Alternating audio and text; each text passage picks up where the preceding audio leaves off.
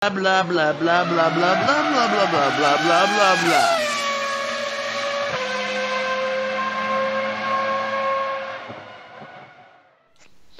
Hello everybody and welcome to I'll Tell You What TV for a Bahrain podcast reviewing the Bahrain Grand Prix from the weekend just gone.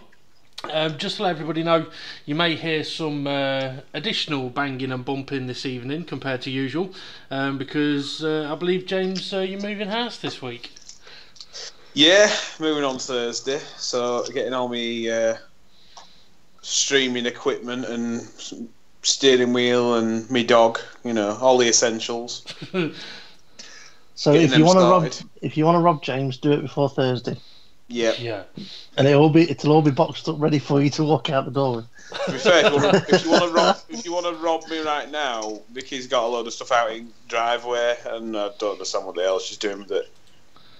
Fair enough. Just randomly in boxes. If it starts raining, her stuff are ruined. And you'll be the one that gets the bollocking for that. Oh yeah, yes, you bring them in. Oh, your impression, that's going to get you murdered. Okay, so we're going to be talking about the Bahrain Grand Prix. So there's plenty for us to talk about. We can have a look at our predictions as well. We'll probably talk a little bit about the Chinese Grand Prix that's going to be coming up this coming weekend. And there's going to be a few other things as well. But regarding the Bahrain Grand Prix, I think in a way we kind of probably need to start off talking about Ferrari's pit stop, if that's alright with you guys, because as you two know, I didn't get to watch the race live. I had to watch it later on in the evening. And Steve, I can't remember if I text Steve or he texted me anyway, he asked me what lap I was on. I said 35. He was like, alright. Straight away I knew. And then obviously within 2 laps the pit stop happened and I didn't know anything about it, but as soon as I saw it I texted him back saying, oh fucking hell, that'll be a broken leg. And he said, yeah, double leg fracture. I was like, oh, nasty. So hopefully the guy's going to be okay. Obviously, he's got a broken leg. It's going to be in agony with that. And obviously, he's going to be laid up for a while. But I hope he's going to be okay. But my question to you two about the pit stop is, how the hell... And this isn't just Ferrari, this goes for Haas as well, twice in one race by the way, but also on a number of occasions last season. How the hell can teams do a pit stop and give the driver a green light to go when there's a problem? Because surely the whole point of having a traffic light system at the pit stops is to be able to tell the driver, don't move, there's a problem. I've got the answer. And the answer is muscle memory. And the answer for the Haas pit stop is the guys on the guns, on the wheel guns, as soon as they have gone and put the wheel back on, there's a separate button for them to click on the gun, a little sensor button. They click it, and once all 4 have gone green on their wheel guns, that's when they get the green light to go. Now, if they've gone, it's on muscle memory, click, go on and press the button for them to go, and then go, oh, hang on a minute, that might have been cross-threaded. It's too late. You can't go, no, cancel it. But the car's gone. That can't be what happened with Ferrari, though, because he didn't even get the wheel off. No. One of the, I won't say conspiracy theories, but one of the thought process with Ferrari's pit stop was the wheel gun was in the opposite direction of rotation to what it was meant to be. So you've got like when you use a cordless drill, you've got to put it on and put it off. Well, when the wheel gun went up against the wheel nut to take it off, it was in the on position. So when they tried to take it off, it was just tightening it up, and it was just obviously you hear the ratchet noises, nothing happened. But I believe, and this is something I've read, that the Ferrari pit guns are slightly different, and that is when it's registered that it's tightened up a nut, it gets the green light. Yeah. So when that rear wheel's gone and it's got a green light because it's tightened up, it's not even come off yet, but it's got a green light to say it's gone on. That's the And problem with that particular as setup. well, that's exactly why the Ferrari pit stops more often than not the shit up, because it's taking them few milliseconds of somebody going, yeah, it's on, click a button. That's taken out of the equation. If it's tight, it'll automatically register. Now, the FIA are looking into or are fully investigating the Ferrari pit. Okay, they've given them a fine for unsafe release, €50,000, I think it was. And in my opinion, that's not enough. It should have been more than that. But you've got to say that every pit stop that is done in that manner is going to be an unsafe release, because how do you know that car has gone safely out of the pit garage, out of the pit stop? You can't guarantee it. Now, in the days when there was the old lollipop guy stood in front, you quite often saw him lift it up and go, oh no, whack it back down again. It's in the driver's face. He hits the brakes. They deal with it. He drives off. Yeah. They can't do that now. As soon as the driver's seen green, he's gone. And there's nothing to say don't go. Now, should the FIA turn around and go, we're not saying have lollipop guys again, you can have your green and your red lights, but there's got to be another human element to it, and maybe the FIA have got to enforce that, where they go, okay, you can have all your technologies that say you've done your job, you've done your job, you've done your job, and you've done your job on all the four wheels, but then there's got to be a human element that can see that it's been done, can see that there's no mechanics with their arms crossed or anything, and clicks the green light, rather than relying on technology to click the green light. Because it should be a human that decides to release that car. And this has made me think about something else, which maybe it's a fortunate thing, or maybe there's something in the programming, I don't know, but when other cars are coming down the pit lane, if the situation is correct about what we've mentioned with the Haas and the Ferrari pit stops, where it registers that the guys have done through whether they're pressing a separate button or the nut's been tightened up so the gun registers it for them.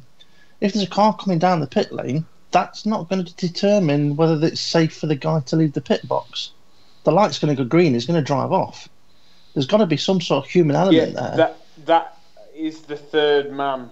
That's the person stood right at the front left who is pretty much looking down the pit lane, and he's holding a button that'll be lighting up green.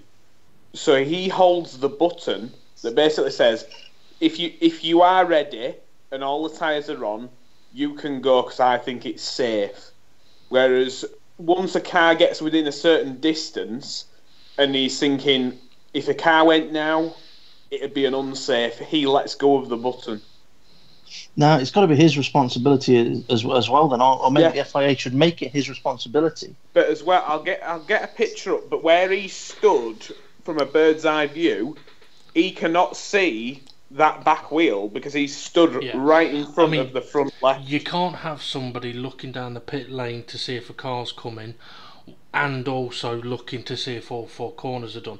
I do know that Mark Priestley has done a video saying that the FIA shouldn't have a knee-jerk reaction to what happened with Ferrari. I haven't had the time to watch it because it's an interesting one. There could be people out there that have that opinion. Personally, I'm on the opposite side of the fence. It don't matter what procedures are in place or were in place or should be in place. The car was unsafely released, ran over a mechanic and broke his leg.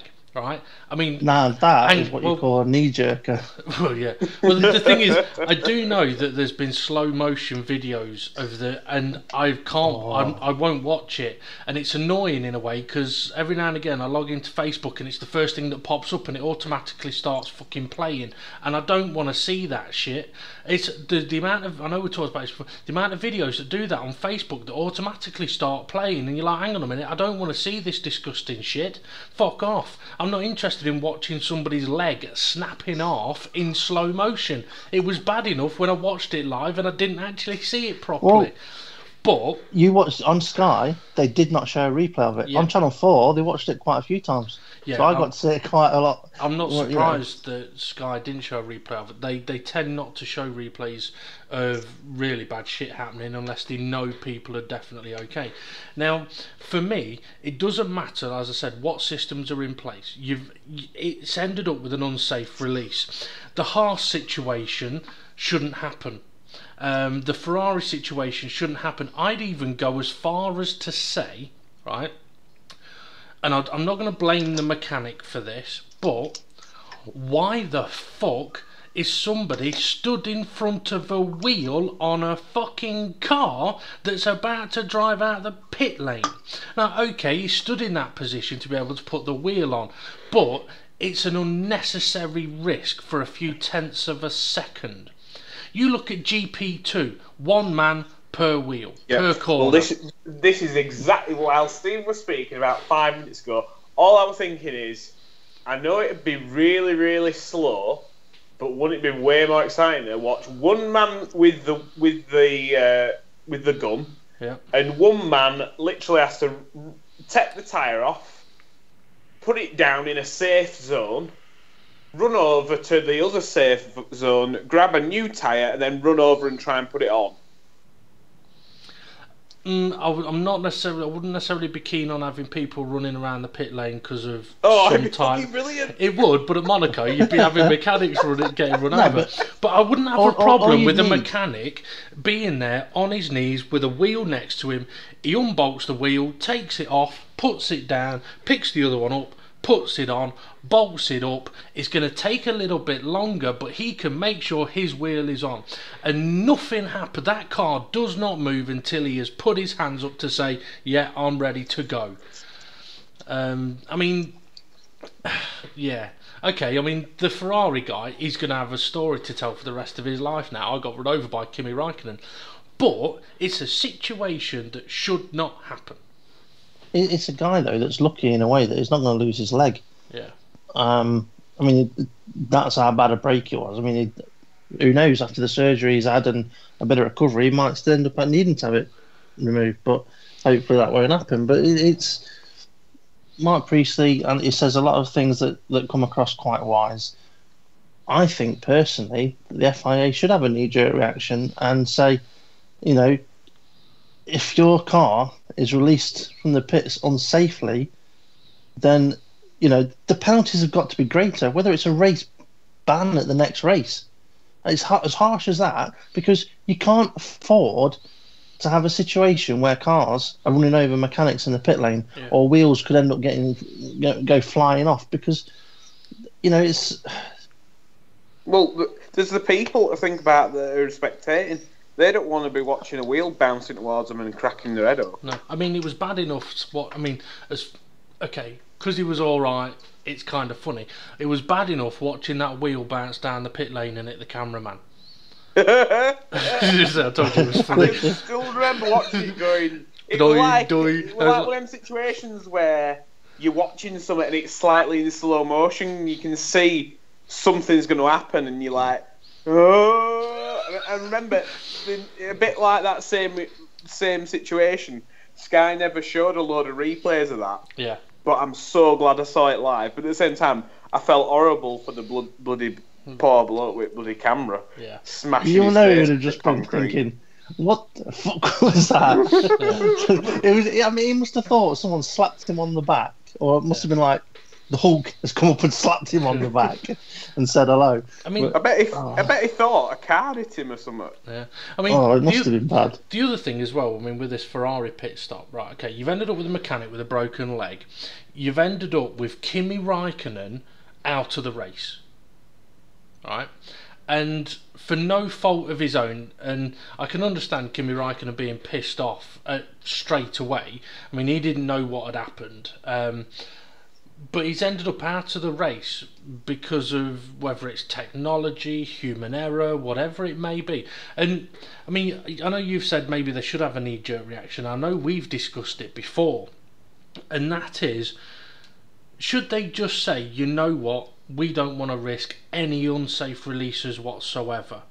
Minimum pit stop time. Now, if they did a minimum pit stop time of, let's say, 4 seconds, right? That's all it'd need to be. 4 seconds, there would probably never be an unsafe release. Because the pit stops they're doing at the moment, it's what, 2.2 seconds. So if you double the amount of time the mechanics have, they haven't got to rush then, and then they can make sure the wheels are on the car. And well, I just think it'd make things a lot safer, to be honest. But wouldn't it be, I mean, something that James had said about having one guy per wheel, that alone should make it easier to see if someone's got a problem, because obviously if you've got 30 odd guys around a Formula 1 car, the car's red, the guys are wearing red, even though he's got his leg in front of a wheel, somebody hasn't realised that that wheel's not gone off and back on again yet, and that the car has gone. Now if you've got one guy on each wheel, if that guy is still faffing around, then it's obvious there's problems there. Yeah, definitely. Anyway, hang on, guys, 1 sec. What have you seen, Bella? What have you seen? Oh, she was just growling then. All right. Usually means someone nicking Vicky's stuff from shit outside. Right. What was I going to say? Yes, I think we've ranted about that enough for the moment. What I will say though is, kind of almost in connection with it, I've been sent some secret footage, right? It's not actually to do with Formula 1, but it is to do with legs. I've been sent some secret footage, right, of James from a few years ago, right? I'm going to send you to a link for it, and in a moment I'll show it on the stream. So if you let me know when you're ready to watch that, 'cause it's a little bit like last week we saw Steve doing a bit of surfing. This week I've got, like I said, some secret footage from some time ago of James. So when he's ready to watch it, let me know. Before James started eating well. Yeah. Yeah. And before I got that tattoo removed, clearly. Yeah. So if you let me know when you're ready to it's just loading. Just loading, hang on. Yeah, I'm ready, yeah. Okay, so here's James showing how a man does weight training. So here we go. Oh, looking slim there, James. Looking very slim. Yeah. Oh, here comes the big guy. Okay, banged some extra weights on. He's going to show you how it's done, mate. He is. Yeah, is it? Yeah. Look at that. Easy. Yeah. There's James. Yeah. All right then. Yeah, no problem. I'll have a go at that. Oh yeah, it'll be all right. Oh, he's not going to break his leg, is he? How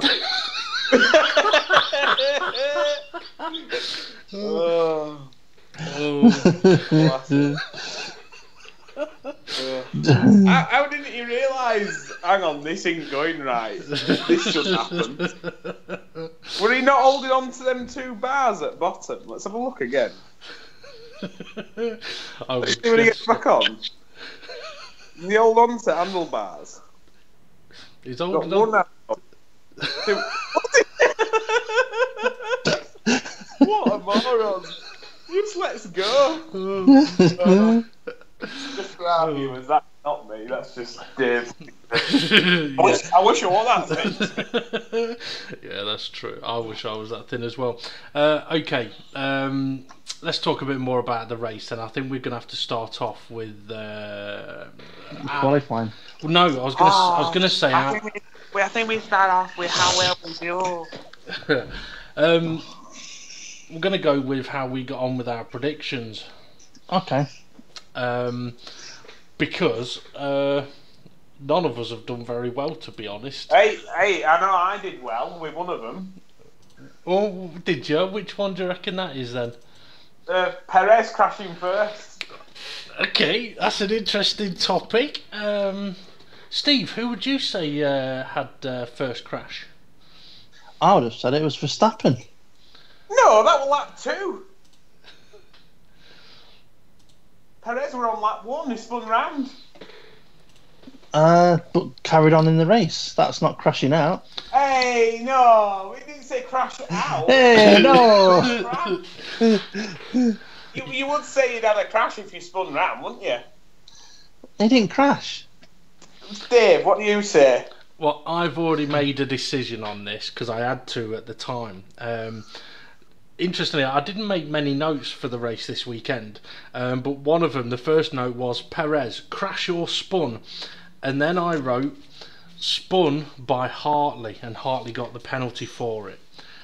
Because Hartley got the penalty for it, I would deem it to have been a crash, meaning that Perez was involved in being first to crash. It was Hartley that had the first crash then. No, yeah, but it Perez was Perez. Perez was involved. So I have given the point to James on the first to crash there. I wouldn't get too excited because out of a potential 12 points for each of us from the first two races, all of us are on one. On first lap though, I was literally just watching Perez going, come on, and then when he spun, I was like, okay, so looking at it then, so Steve went for Hamilton on pole, and obviously that was before we knew we'd got a 5-place grid penalty. James went for Kimi, nearly happened but not quite, and I went for Bottas. Oh shit, out of luck with that one. Steve went for Hamilton to be the winner. Never going to happen. James went for Kimi Raikkonen. It could have been possible, but it could have if that mechanic hadn't have got in way and broke his leg. I think he might have been in a decent position. Yeah. Just very quick, something about that. There's nothing in the rules to say the mechanics couldn't have gone and collected the car, wheeled it back to the pit garage, changed that other wheel, and sent him on his way. Yeah, but admittedly, there was a guy with a broken leg in the pit box. Yeah, and he was not in any fit shape to go running after the car to push it back. I know you're screaming, but can you just fucking move? Because we need to get this car started. I mean, I did wonder, you know. I know Ferrari kept Vettel out because of strategy, but I also wonder whether they didn't pit him because it couldn't. No, I wasn't saying. No, I mean, in all honesty, I've witnessed leg breaks during football matches, right? And it affects you. I wouldn't want to have to try and do a pit stop, like do my job in a pit stop when I've just seen my mate get his leg snapped. So I think Marchione, if you saw him like sort of telling his guys to look, sort of calm down, I wouldn't be surprised if they said, look, if we can get away with not pitting, let's not do it because it's going to be too much to ask the guys to do. Yeah, but also the only way that they were going to win that race was to not pit. I think with a set of soft tyres, I think he'd have beat Bottas because Bottas clearly, with 5 laps to go, I'm thinking, yeah, this is easy doable, and we'll come on to that, and we'll come on to it in a minute because I want to discuss that in depth. Yeah. Well, I went for Vettel winning the race in my predictions, so I bang on the money with that one, although I wish I hadn't been. So point for me on that one. Podium, we all did extremely shit there. Let's see. Steve said Hamilton, Vettel, Ricciardo.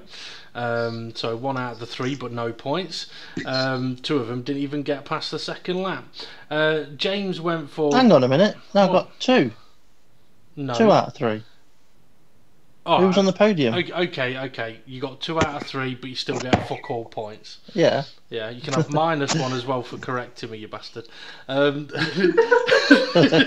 Okay, James went for Kimi Raikkonen, Bottas, Vettel. So not far off, James. You should have gone the other way around. You'd have been all right-ish. I went for Hamilton, Kimi Raikkonen, Verstappen. I got that one extremely wrong. Steve, on the first to crash, went with Pierre Gasly. Got that a bit wrong, didn't you, Steve?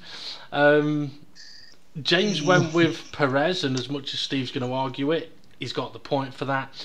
And I went for Lance Stroll, who I think it's fair to say had an absolute shocker of a race. He was nowhere near being in contact with any driver unless they were in a blue flag situation. I think He's got more chance of being in contact with Robert Kubica. We'll probably get on this in depth as well later, but I think Williams are completely fucked. Mm-hmm. Well, if you've got a racing driver with the name of Stroll, then he's not going to be quick, is he? No. Okay. Yeah, but as well, when you've got a driver that comes back in pit lane and they go, "What's wrong with the car?" And he goes, "Everything: turning, braking, acceleration." It's just you want to know what areas to target, and if you've got somebody so inexperienced, yeah, I know what you're saying on that one. That feedback, you're fucked. Yep. That you are. Okay, the prediction for what lap will the Honda engine blow up on? We were all very wrong on that because they didn't have an engine problem all weekend. I was closest with lap 39, but still no points for anyone there. Now the high horse, that one was close, right? That was really, really close. Let's see. Steve said Grosjean would finish 6th. James said Grosjean would finish 4th. And I said K-Mag would finish 3rd. But Magnussen finished in 5th. The one position between the three of us that we didn't pick. So yeah, we weren't far off the average. Where did Grosjean, just out of curiosity, where did Grosjean finish? Grosjean finished in 13th. Yeah. He had a bit of a shocker, didn't he? Because K-Mag was moaning at him to move out of the way. And rightly so as well. I've got to say that was the first time I've actually agreed with Magnussen over anything. Yeah. What Grosjean did through turn 2 were a fucking disgrace. Yeah, the line Grosjean took through that corner was not a normal line someone would take in trying to re-attack somebody. Through turn 2, it was a very odd line. So yeah, I think Magnussen did well to avoid it. To be honest, I think Grosjean plays the I didn't see him, or why are you being like this with me? I personally think underneath Grosjean's a hell of a lot brainier and smarter. Yeah. Than he comes across in the media. I think in the media he comes across like if all goes wrong, he's like, I don't know, I didn't see him. Really, I bet he's in his helmet. He's thinking he's coming up way too quick. He's embarrassing me. I'm going to fucking chop him up at next corner. Do you know that damage that Grosjean had on the side of his car with bits flying off it? Apparently that happened on the outlap, on the parade lap. So if that's the first accident, does that mean that James was wrong with this? No, I never knew that. They didn't say that. Apparently, yeah, he got too close to another car. He's making this shit up. No. It was. I've still got the recording on Channel 4, and I'll find that bit. For that point. I'll find that bit, and apparently he got too close to the car. I can't remember who it was, the car in front of him, but he got too close to the car in front of him when they were going round on their outlap. Oh yeah, he did mention that. Yeah. And he had to suddenly avoid someone and just caught him. Oh, well, I'm the judge on the points for the predictions, and they will stand once I've got rid of them off the screen, and they've gone. So you're screwed, Steve. James gets the points for Perez. How did Kev 187 get on with his predictions? Well, it's interesting that you ask because he did worse than we did. Obviously, we had Kev Brooks in as a guest last week, and we got his predictions. Kev said that Hamilton would get pole, Raikkonen would win. The podium would be Raikkonen, Hamilton, Vettel. He said Verstappen would be first to crash. It was close, but wrong. He said the Honda would blow up on lap 36, and that Grosjean would be the high horse in P8. So yeah, unfortunately for Kev, he did worse than us, and only me and James scored 1 point each this week. Hopefully we'll do better. I mean, like I say, out of a possible 12 points each, we're doing pretty shit. But there we go. I think it's fair to say, that the Hando guys from last week's story have been able to get their engines over to Toro Rosso for this weekend's Grand Prix that's just happened because Pierre Gasly... That was not a Honda engine in that car. It can't have been. It did too many miles. I've got to Lando Nonso managed to get it to the racetrack. But it were, but yeah, I've got to say, we said last week about McLaren making the right decision. What do you think now? Well. Is it a one-off? That's the main thing, and there's been lots of talk about, is it the McLaren's chassis that slowed the Honda engine down? It'd be every single Renault runner, the works team, McLaren, obviously Red Bull in the race, but to beat McLaren and Renault's works team and the Haas, which has been so highly regarded. Fucking hell. Yeah. Brilliant job. It was. I mean, I know McLaren, obviously they had a bit of an investigation after qualifying because they realised that obviously something was very, very wrong. And from what Zach Brown said on the grid before the race, they think they know what it was and they'll be able to sort it out for next time. In a way, I kind of hope that they do, because they did well in Australia. They had a bit of a shocker. Well, I say a bit of a shocker. If you still compare to last season, okay, you ignore the fact that the Toro Rosso Honda has finished in 4th. McLaren have had another race, back-to-back races with both drivers in the points. Yeah. Now it could just be down to the philosophy that they've been going so far with the aero package on the McLaren, because you look at Red Bull. They're not known for having high straight line speed. They're known for being fastest through the corners. And at this weekend just gone, you had the Toro Rosso, which quite often had the highest straight line speed with the Honda engine. So obviously they were trimming the wings out to try and compensate for the lack of grunt, but it benefited them in the high speed straights. We can't forget either that Pierre Gasly had a brand new power unit in his car. Oh, that's just reminded me of something. Yeah. What I was going to say was, I'm not going to say this because I'm a Lewis Hamilton fan, and I'm not going to say this because of how well Pierre Gasly did or anything like that, right? This is just my thoughts, and I just want to know what you two think. You're allowed so many power units for the season, so many gearboxes for the season, and if you change them during an event, you get grid penalties and so on and so on, yeah? Yep. Well, if you're allowed 3 engines for the season, surely you should be able to change those 3 engines as many times as you want, but it's when you start using a 4th engine, you get a penalty. Yeah. So with Lewis Hamilton's gearbox, it's like, okay, we need to change your gearbox because we've got something wrong with it because of what happened at the end of the last race or whatever. Well, hang on. If he's allowed so many gearboxes for the season, he should be able to change it with no penalty at all until he's got to the point where he's used too many. Yeah, that's what I thought. I would tend to agree with you on that one, but you would have to draw a line,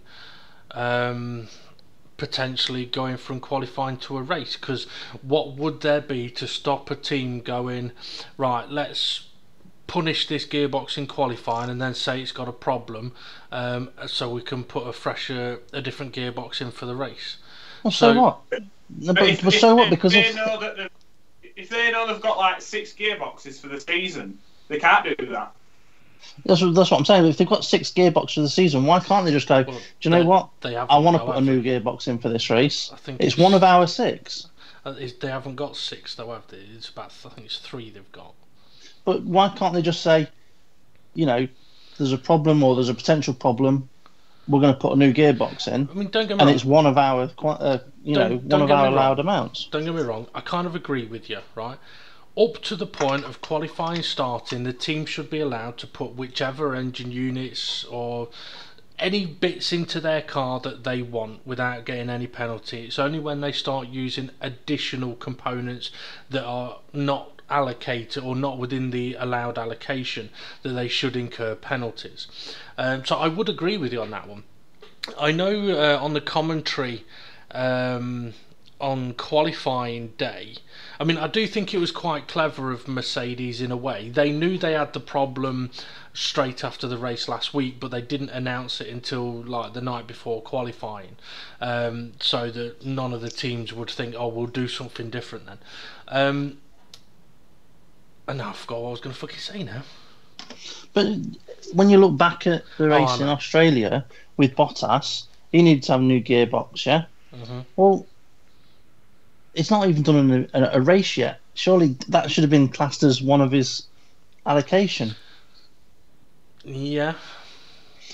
I'm just looking at it from a spectator's point of view. From a spectator's point of view, you would rather see that car without the penalty. Yeah. Now, they're going to get a penalty later on in the season because they've had to ditch one of their gearboxes so soon. So Hamilton, if it is 3 they're only allowed, is down to 2 for the rest of the season. Of course, at some point, he's going to have to use another one. And it's at that point, when he goes into his 4th one, that he should be getting the penalty. I wouldn't disagree with you, especially if it comes in the form of a double kind of penalty. Obviously, they've got their reasons for doing it how it is.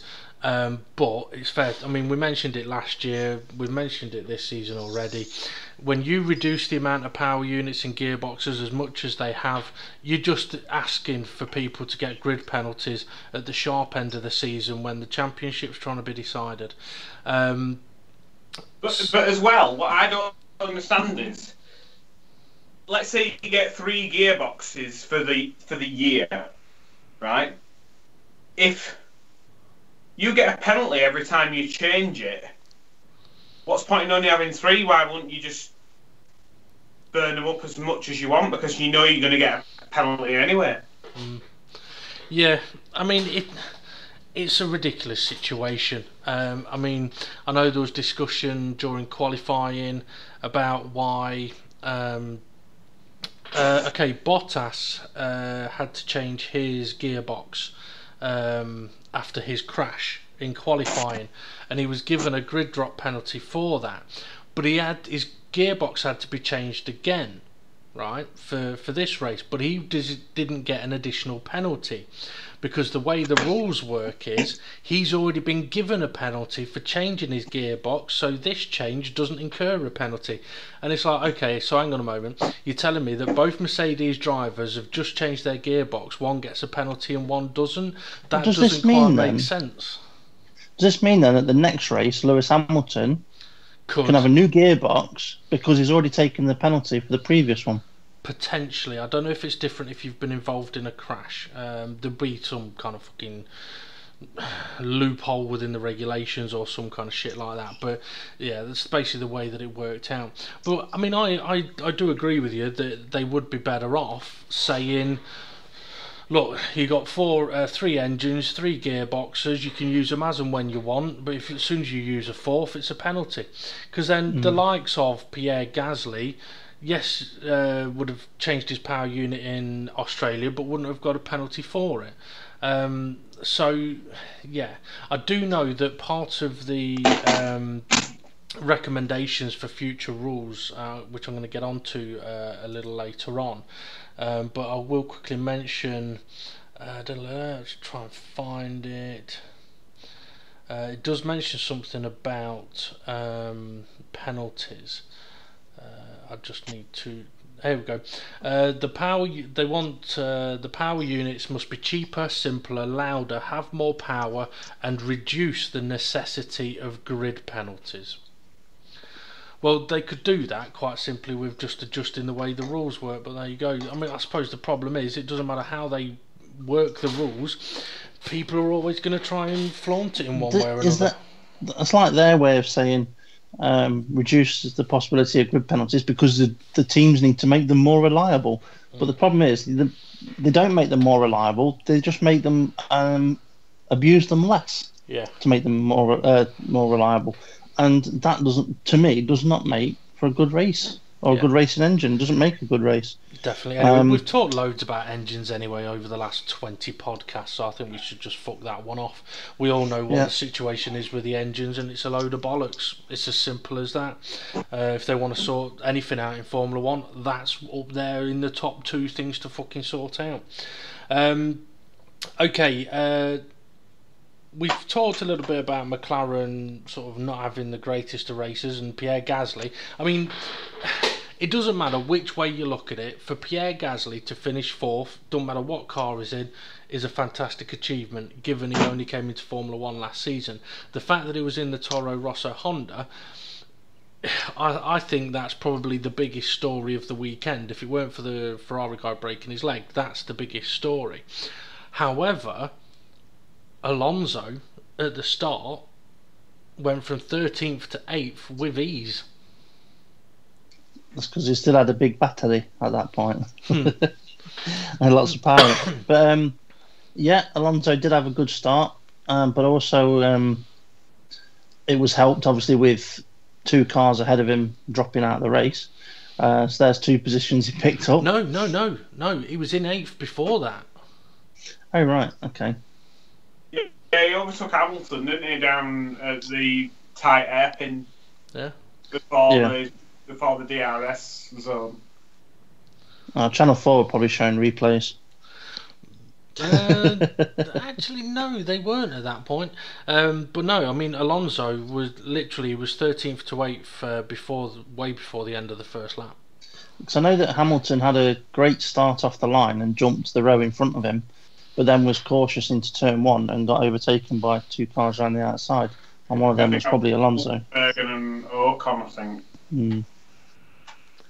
But yeah, Alonso did Hamilton on lap 1, and then Hamilton did the 3 down the pit straight, and that was a fucking shit hot move, that.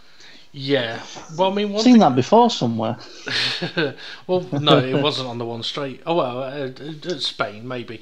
I mean, people have been on social media. I know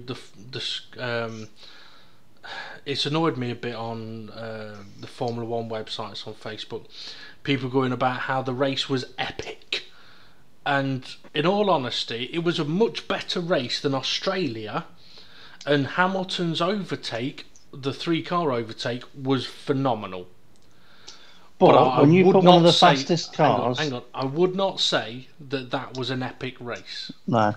But when you put one of the fastest cars with one of the fastest drivers in it, in the middle of the field, he's going to overtake cars. Mm-hmm. Does that make for an epic race? No. I think what made the race interesting was the fact that Vettel strung out his last set of tyres as long as he did. But I think Bottas was just waiting for them tyres to fall off the cliff and was waiting for him to pit and waiting for the race to be handed to him. And it wasn't until there were 5 laps left that he realised, hang on a minute, Vettel's tyres are doing okay and I'm going to have to do something about this. In my opinion, Bottas left it too late. Yeah, in my opinion, that was Bottas's P45 being handed to him at the end of the race, because Mercedes, they want nothing more than to beat Ferrari. On the last lap, that'd be even more of a bigger story. And for him to half bottle it at the turn 1, I can't imagine Hamilton not just shoving it up the inside and seeing what happens, because you got knocked on the last lap. But the thing is, right, he should have had it done way before the last lap, and then been able to pull it. He would have DRS only by a half a tenth. Thing is, right, as soon as it was on the cards that Vettel was taking those tyres to the end, that should have been like a red rag to a bull for Bottas, and he should have just been up his backside, pushing him into mistake after mistake, lock up after lock up, make Vettel's tyres, put them under more pressure than what they were, because he just sat back 5 seconds off him, lap after lap after lap after lap, and Vettel's like, I'm just going to cruise around doing my laps at what time I want, and with no pressure.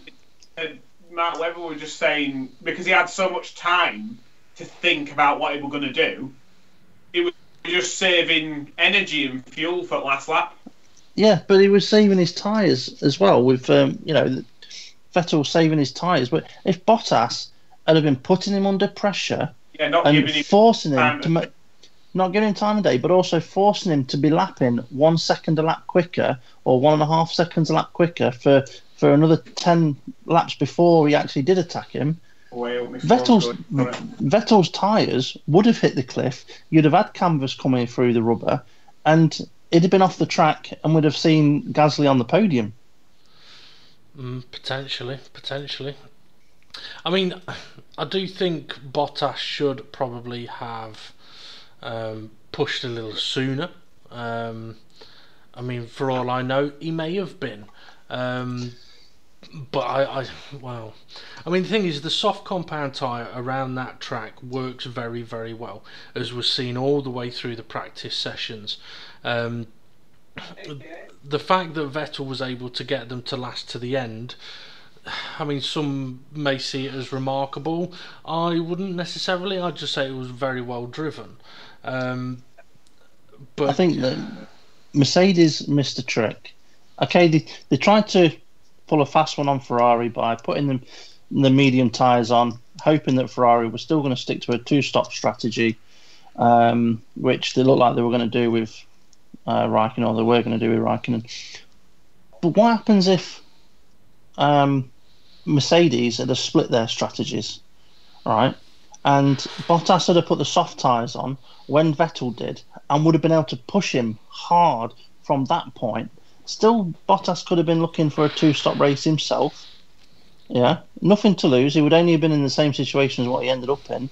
But forcing the Ferraris into a two-stop race brings Hamilton straight back into it as well. Well, to be fair, I think without the pit lane drama, Ferrari probably would have gone for the second pit stop. The strategy that Mercedes went for showed them as being more than capable of winning that race. So I don't think Mercedes made the wrong decision. I don't. The strategy they went with worked for them at the end of the day, and it was simply down to, I mean, let's put it this way: if it was Danny Ricciardo, right, on that second to last lap, heading into the final lap, heading down to turn one, would he have gone for the move up the inside? Of course he would. Yeah, even if he'd have ended up off the other side of the corner, yeah, he still would have gone for it. Exactly. Now, whether that's Bottas thinking, I don't want to crash the car because of Australia, or whatever, I don't know. A second is better than nothing. Yeah. But to be fair, what would have been better for Mercedes if Bottas did crash into Vettel? Yeah, because it would have given Hamilton the win. And Ferrari no points. Yeah. Is James back with us, or is he still on the phone, James? He's on the phone. He's getting a bollocking off Vicky. Maybe you put my stuff inside, it's raining. But, I mean, I like the fact that Mercedes thought, you know what, let's do something different. Now, admittedly, I thought with Hamilton they would do soft and then perhaps 2 super soft stints to have him be really quick at the end. I didn't expect them to put the mediums on, but I don't think it was a bad decision to do that. The only thing is, for Hamilton, had Vettel pitted, Hamilton would have been a sitting duck. It'd have been a sitting duck, but he would have had a 5, maybe 6 second gap. Yeah, but behind him. Medium tyre, old medium tyre, against brand new super soft, equals sitting duck. 5 seconds would have been nothing. I mean, you look at what Bottas caught Vettel a second and a half a lap towards the end. So imagine if Bottas had been on the super soft tyre, it'd have caught him by 2 seconds, maybe even 2.5 seconds a lap. So that's potentially in the realm of time that Vettel could have caught up. I mean, I still think that Ferrari wanted to pit Vettel, but partly because of Mercedes' strategy, partly because of what happened in their pit box, they decided, no, let's not do it. Because I think had Vettel gone to the super soft tyre on his normal strategy, it'd have still been able to potentially have won that race. Because, no offence to Bottas, but he's a bit of a bottle job. Which is a bit high coming from me, but he doesn't go for an overtake when it's on the cards to go for a win, which means he ain't going to defend too hard to keep a lead. Yeah, is what do they call it when someone's just there to not pick up the wage packet, but it just scores points for the team, and that's it. He will do that job to score points for the team, but he's not got it in him, I don't think, to be a world champion. Well, I think he's still in a situation where he feels like he's got to prove himself, and to be honest, he is in that situation. But to be in the front-running team, and you've already been there for a season, you shouldn't be in a situation where you need to be proving yourself. You should have already have done it. You should be winning races, and it should be one race to Hamilton and one race to Bottas so far. Not taking anything away from Ferrari, I'm just saying in a perfect world, he should have the equal opportunity to win races as what Hamilton does. But Hamilton just seems to be so much better than him. Yeah, that is very, very true. I do want to talk about the Verstappen and Hamilton coming together, but I kind of want to wait for James to get off the phone before we talk about that. Sounds like he's having quite an in-depth conversation at the moment. Should we listen in? Shame I can't turn the volume up on him. Let's see, what else could we... Ricardo. I was going to say, when we talked about Gasly and and when we were talking about our predictions, and there was no engine blowouts, right? Which is a good thing. But it ain't the first time that Ricardo's car has just shut itself off. It happened two, 3 times last season. Happened to Verstappen a few times last season. And watching the replay of when the car shut off for him, I know in the past, I think McLaren have hit curbs very hard and it shut the Honda engine off because it's disconnected a connection. Watching Ricardo, the replay of it, it wasn't like he hit a curb hard or anything like that. He's braking, going into the corner, then all of a sudden the thing's just shut itself off. Yeah, and I'm wondering whether it's some sort of dodgy wiring of some sort. Obviously it's something electrical, but the Red Bull is so tightly packaged around the Honda engine that the Renault engine. I mean, all of them are now almost like shrink wrapped anyway. But is it to do with the high temperature at Bahrain? There wasn't enough cooling, and would we have ended up seeing a similar sort of thing with Verstappen's? I don't think it had anything to do with the temperatures, because the temperatures they had in practice was much higher than they had in the race. So, but they wouldn't have been running in a race fuel mix in practice. No, they probably run lower in the race. But no, I don't think temperatures would have been a problem at all. Temperatures don't tend to cause the electrical shut-offs, I don't think, unless batteries have got hot. But I don't necessarily think it's that. It's more likely a connection of some sort. But I just think it's, for a team that had similar problems last season of basically electrics just shutting off, Red Bull are a team that should not be having those kind of problems. Maybe they need a Honda engine in there. Well, when you've got a Honda engine car finishing 4th and both of their cars are fucking out of the race by lap 2, I wouldn't be surprised if there's a Honda engine in the back of that car before the end of the year. I can't see it before the end of the. I wouldn't expect it before the end of the year, but if Honda continue to do well this season, I can imagine them signing up. Actually, thinking about it, there was a date in May, which Renault need to know by if they're going to be supplying Red Bull next season or not. And basically, they say, if you don't let us know by this date, we will not supply you.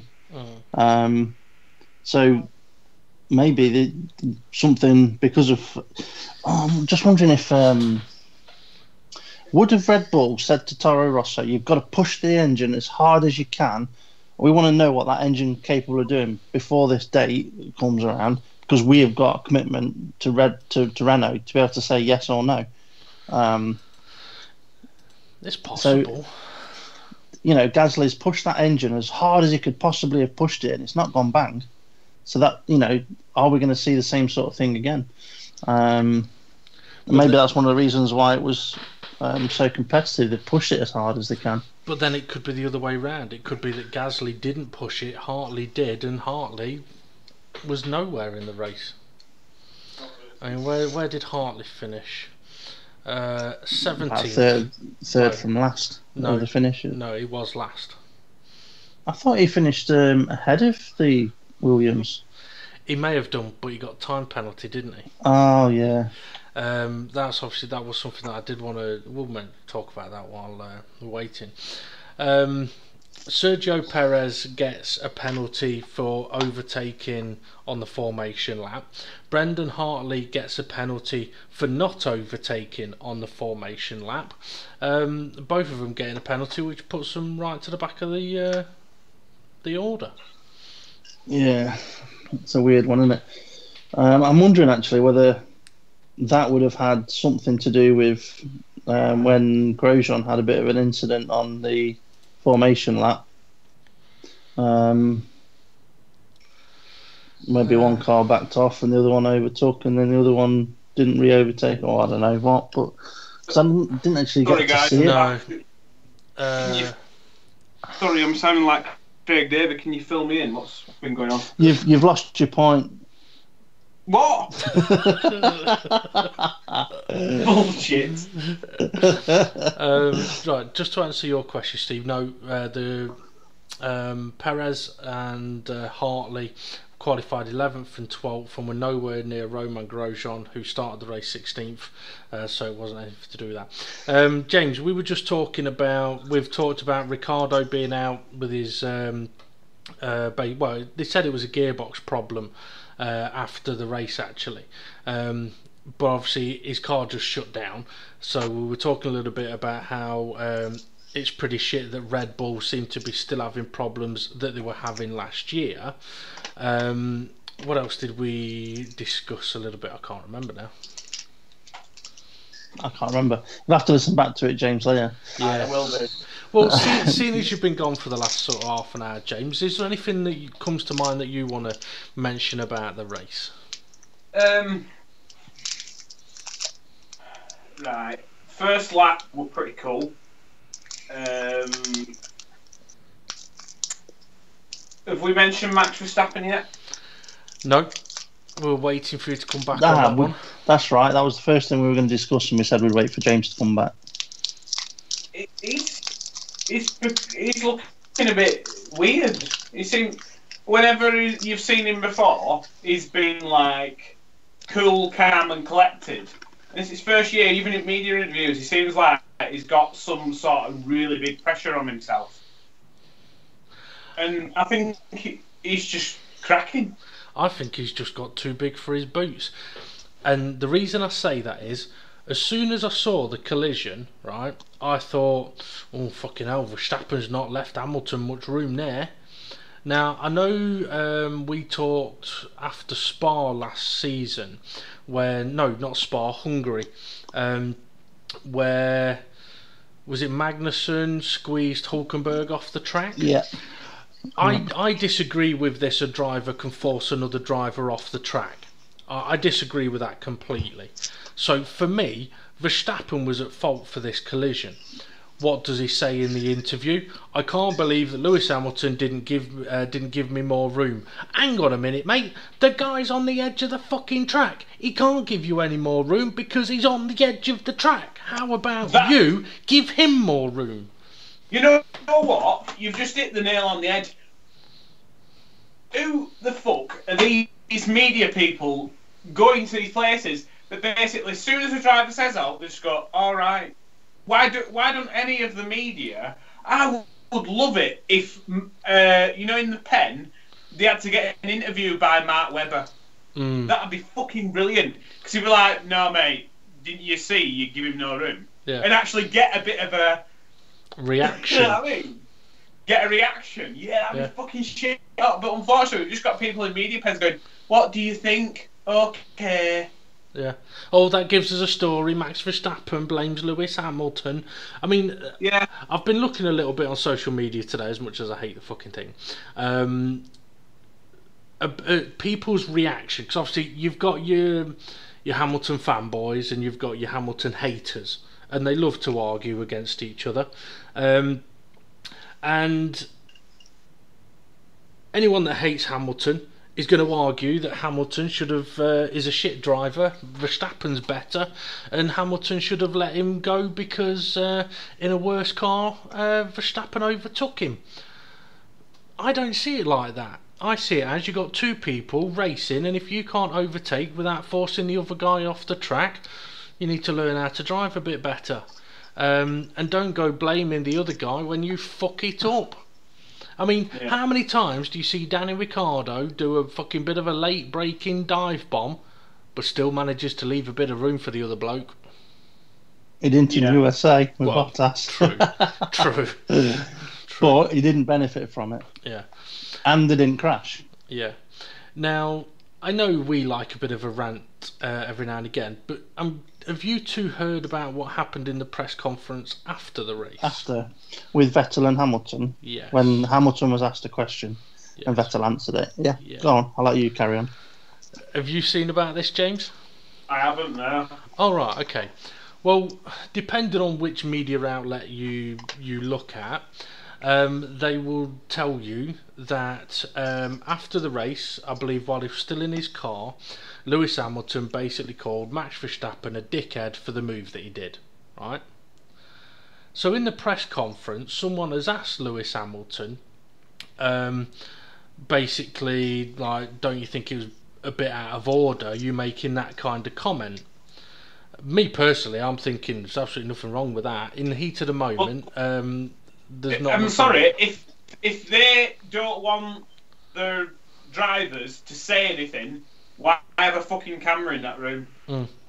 Well, a camera's in that room to get the first reaction of the driver.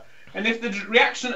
God, imagine if Kevin Magnussen were in that fucking top 3 room. He'd be effing and blinding every 2 seconds. Yep. So if Lewis Hamilton can't say one word under his breath without the whole media going, oh, here's a fucking story. Oh, well, the thing is, he's black and he's the only black driver, so let's fucking make it about racism. Well, the other thing is as well, right, would you like to guess which nationality the journalist is that asked Hamilton this question? Italian. Dutch. Yeah, exactly. Now, I thought it was very interesting that Vettel sort of jumped in and said, Lewis, do you mind if I answer this question? And Lewis, yeah, okay. And he said, what he said is absolutely spot on. He said, I think it's not fair. I mean, I don't know what Lewis did, but we've all been in that situation. We fight someone, we go sometimes wheel to wheel, it's close, and you have a lot of adrenaline going. But this is the bit that I really think he hit the nail on the head, to steal your line. He said, do you think, comparing to football, if you have a microphone on a football player's mouth, that everything he says is something nice and is a nice message when the guy tackles him and maybe sometimes he fouls him or not? And he then goes on to say, I don't think it's justified to give us these kind of shit questions and making up a story out of nothing. And he's absolutely right. I watched the... You know what? I've said before, I'm not a big Vettel fan, but sometimes I really do like what he says. Right? Were Hamilton high-fiving him? Hamilton literally just sat there. Hamilton didn't need to say a word, because what Vettel said was absolutely spot on. Yeah. I think that's the one thing that I really hate about Formula 1. And I think it is just the media. And especially the one I couldn't stand when it were back with BBC, with that woman, that Irish woman, Lee Mackenzie. Yeah. She'd word questions in a quite passive-aggressive way. Like, don't you think, and he said this. It's like being in a fucking playground with a set of kids. Yeah, I will say though, Euro Quakel's listed in, and he's Dutch, so I've probably offended him mentioning about the Dutch media guy. But I mean, it's nothing to do with the nationality of a person. It's to do with people making a story out of absolutely nothing.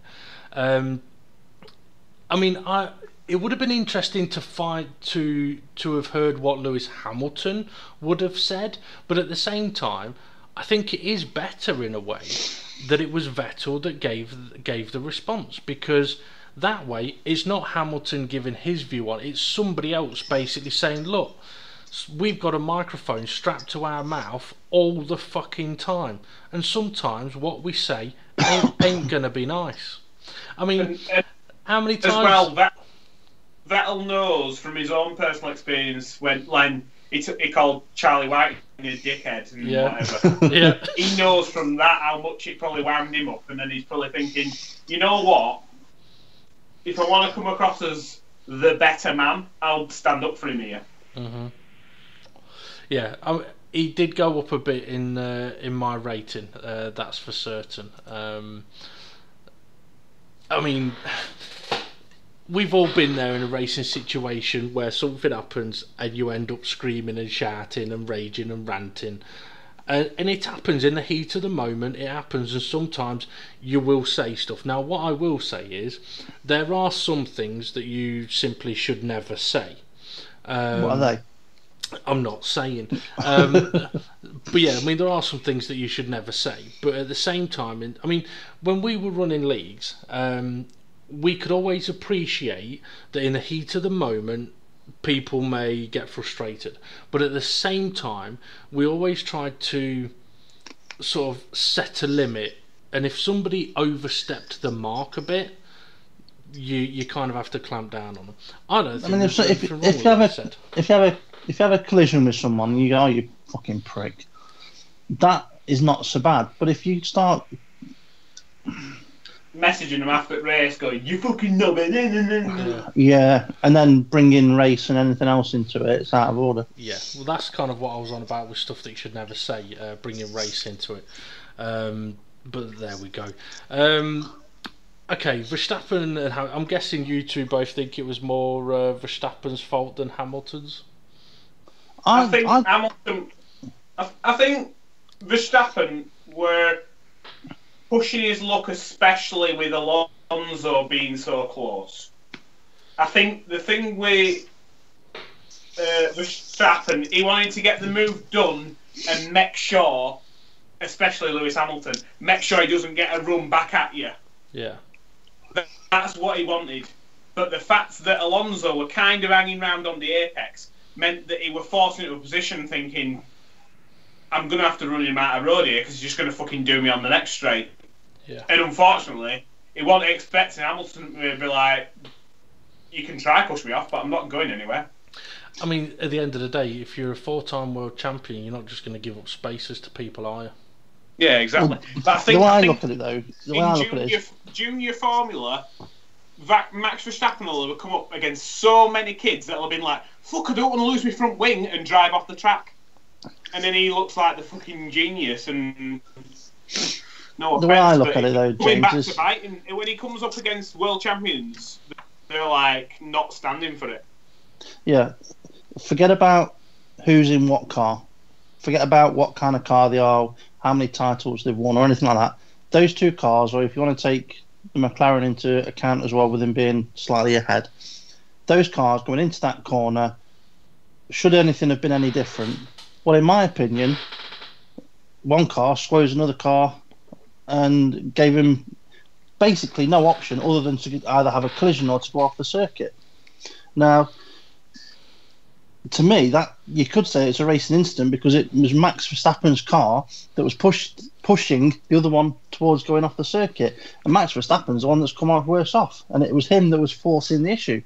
Now, if Max Verstappen had done exactly that same movement, but it was Hamilton that had come out worse off, Max Verstappen would have been the one with the penalty. Maybe. And something I would say on that is, what I would like the FIA to do is, in those kind of situations, right, let's say, okay, you look at Brendan Hartley, Sergio Perez. It's being investigated, you get the message, and then you get the message, race control, Hartley, 10-second penalty, or drive-through penalty, whatever it was, right? In the Verstappen-Hamilton one, if it's just a racing incident, then it should say racing incident, no further action. However, if they actually thought that it was Max Verstappen's fault, but because he has ended up out of the race, he's effectively punished himself, then it should say incident being investigated, Verstappen at fault, no further action. And then it takes away all this, was it his fault, was it their fault? The people who are the actual rule keepers make a decision, rather than going, well, yeah, I think that was Verstappen's fault, but we won't do anything about it because he's out of the race, but we won't tell anybody that. You're better off saying it was Verstappen's fault, but no further action because he's out of the race. Now, if it was Hamilton's fault, he'd have got a penalty because the other guy's out of the race. So the stewards don't see it as being Hamilton's fault, but we don't know whether the stewards see it as, oh, it's just a racing incident, get on with it, or whether they see it as, yeah, it was Verstappen's fault or not. So it kind of leaves things in limbo a little bit, is the way I would see it. Talking about... Yeah, I think what we're trying to say is, young kids in junior categories are thinking, well, is that acceptable or not? Exactly. And not only young kids in junior categories, everyone that does sim racing. Sim racing fans. Because when this is a problem that I've had when I've been racing. I'm going side by side into a corner, and I'm like, okay, should I be backing out because he has now got the corner, or am I okay to still try and challenge him around the outside and get a better exit? Or is it, if I try and go around the outside, he's going to squeeze me off the track, and I'm going to be off the track, and then that's going to be my fault? Whose fault is it? Yeah. It's like, where are the... Okay, there are written rules, and I've mentioned before on the podcast, but they don't seem to emphasise what the rules are enough from the FIA, from the stewards, when there's incidents involved. Because from what I remember when I discussed this last, if a car has got a clear advantage on the exit of a corner, then the racing line becomes his. Basically, that sums it up. But it doesn't necessarily give you the right to push somebody off the circuit. No. I mean, that was one of the things that I did like about when we were running the league. One of the rules that I wanted to implement, and we made it as clear as fucking possible, was you give space at all times. The only exception is if someone's dive bombing you. So if you're side by side heading into a corner, you give each other room on entry, mid-corner, on exit, and then that way it avoids people crashing into each other because they know they've got to give room, but also it actually creates better racing. Let's say, for example, they had that rule in Formula 1. Verstappen goes into turn 1 knowing 100% he needs to leave enough room for Hamilton on the outside of the track. That then potentially could put him a little bit out of position, but actually in a better position for turn 2. That battle then continues on. Hey, guess what, guys? We've now got a bit of a race going on. Instead of, and we've seen it before, instead of, oh, I'll chuck it up the side and then fuck him off the side of the road. Yep. There is no race in there. But anyway, that's just my view of it. Yeah. Well, maybe this is it. We should just say F1 needs to come up with very, very simple, clear rules. I mean, you look at football. If you go in and you take somebody's legs out when you're taking the ball off them, it's a free kick. Mm-hmm. If you try and outrun a defender before the ball's been kicked, it's offside. That's pretty much it. Yeah. Very, if very the ball don't simple cross the to line, remember. it's not a goal. Exactly. Yeah. But Formula 1 just is so vague. So vague. Why, like the referee in rugby, why can't we get Charlie White in Race Central Audio? Let's have a look at that. So we can understand what the fucking stewards are doing. Mm-hmm. One thing I will say is, though, I know, I mean, there's some stuff that I don't think we should have too much info. But basically, I wouldn't want the stewards or the race director or anyone like that behaving differently because they've got a camera on them. I wouldn't want that potentially affecting how they go about doing their job. But what I would say is, did either of you spot Toto Wolff's reaction to them showing him during the race? No. Right. You know how we've moaned on so many occasions about we want to see the on-track action. Putting Verstappen's dad. Say again. Putting a Max Verstappen's dad in pit lane. Yeah, that kind of shit. Wags. I mean, I said to you two on Sunday night when I was watching the race that I enjoyed the race, but the coverage was shit. And I didn't mean like the Channel 4 coverage or the Sky. I meant the FOM camera feed, right? I didn't count how many times they cut away from the action, but it was way too fucking much. And Toto Wolff, right? There was one point where I think Hamilton was closing in on someone, and because it's Hamilton, they then cut to Toto Wolff, and while he's watching, obviously there's a bit of a delay. Like once they go to him on the camera, there's a bit of a delay, so we get to see him, and then you'll see that he gets the screen he's watching. It shows him a bit later. It changes to him, and he throws his hands up in the air as though to say, "What the fuck are you showing me for?" Yeah, exactly. And exactly. I mean, if that was his reaction, then rightly so. The amount of times I might have to get a fucking stopwatch, you know, right? And we'll have to do this for one of the races, and basically stop and start the stopwatch so when the race starts, you start the stopwatch. Every time it cuts away, not including replays, right? I'll give them the benefit of the doubt on, but any time it cuts away, stop the stopwatch, right?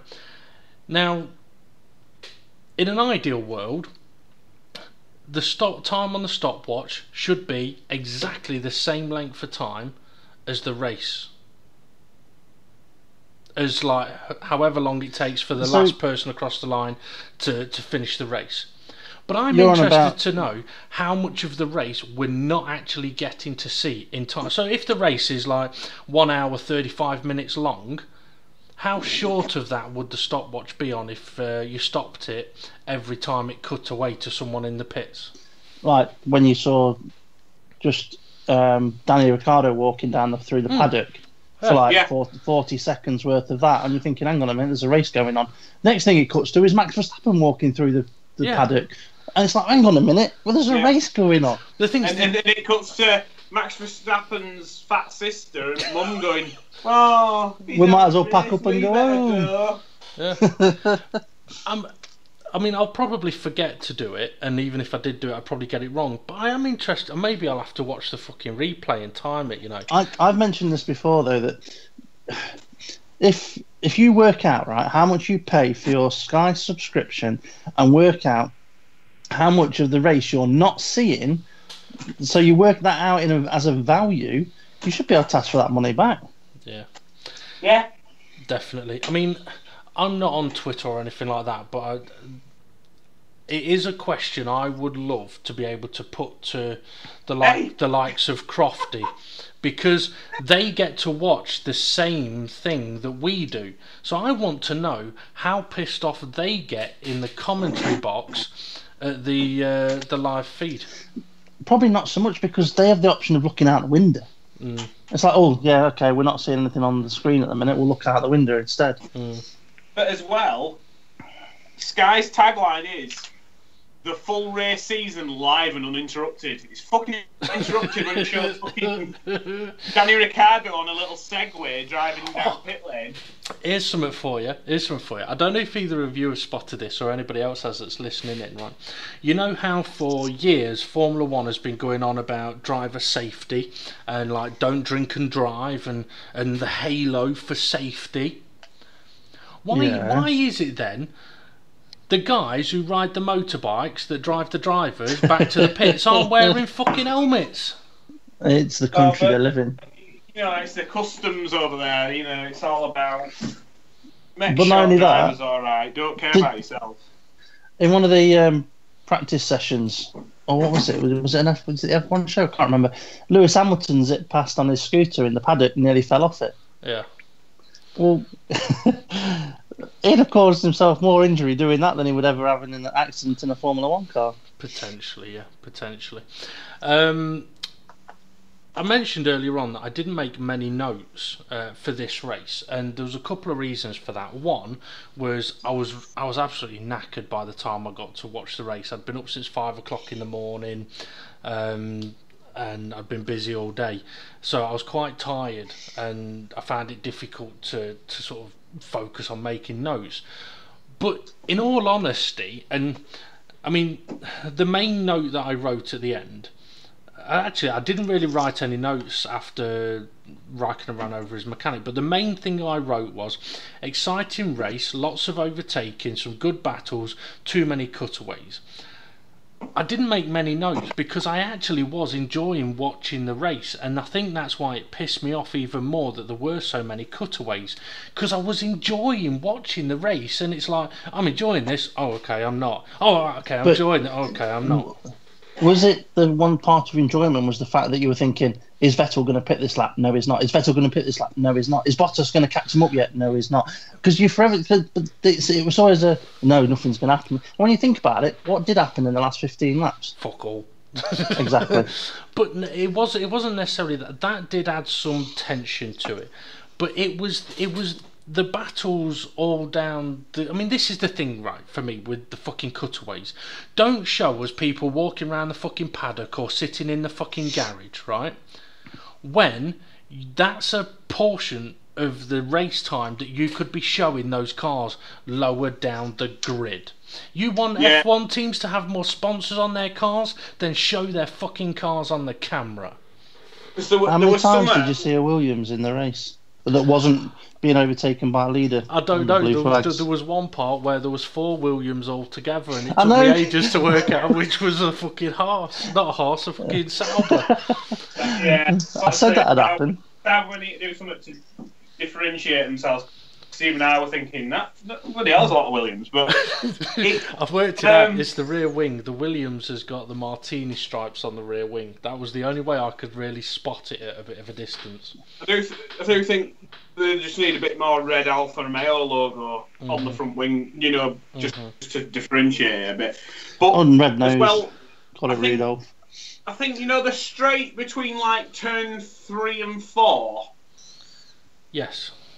Where if you're looking back down that straight, you can see in the distance turn 1 where the dip is. Yeah. I'm sure it showed Bottas. It were about 5 laps from the end. It showed Bottas about 3 seconds behind Vettel, and in the background, I swear not, there were 3 cars side by side into turn 1. Yeah. In the very very distance, didn't fucking see that battle. Yep. Yeah. I did see that. I noticed that myself. Oh shit! There was another point I was going to make, and I've forgotten it already. I'll come back with that one in a minute. Okay. I mentioned. Well, actually, James, is there anything else you want to mention about the race so far? Oh, just remember my point. James, keep thinking. Yeah. We said after watching Australia, that it was great to have 3 DRSs, just mixed it up a little bit. And where would there be a 3rd DRS at Bahrain? I'm disappointed that there wasn't. I mean, what does that now say about the FIA and the way that Formula 1's going to go forward? Because it's almost with Australia, it was like their way of saying, we're going to spice things up and make things even quicker. And then at Bahrain, it's like, nah, forget it. At Bahrain, but it was not discussed. Yeah, at Bahrain, they could have put another 2 in. The straight that James has just mentioned. Yeah. In the straight before the last corner. Yeah. So, you know, I think they missed something there. I think it's something that this season, if they're prepared to do it at one circuit, they should be prepared to look at it and go, okay, where else around each circuit can we put another DRS straight in? Yeah. Because if they can do it at one circuit, obviously they're open to the idea of doing it. Yeah. I mean, maybe they did it there to test implementing it at other circuits, and hopefully will. I mean, what's the next one? China. There isn't really anywhere else you could add one in at China, other than where they've got them already. So I don't think it would change much there at all. Sorry, at Bahrain, the only thing they did do was made the DRS straight an extra 200 yards longer. I think it was. It wasn't as short as it was in previous years. Yeah. On the main straight. And they probably did that so that you're opening it in qualifying. You're opening it sooner. Also to help with overtakes on the straight, but having driven Bahrain this weekend, like literally you open the DRS, you cross the start finish line, so it's a bit pointless when it comes to qualifying. James, you wanted to talk about Williams. Yeah, the shit out of Fucking hell, yes.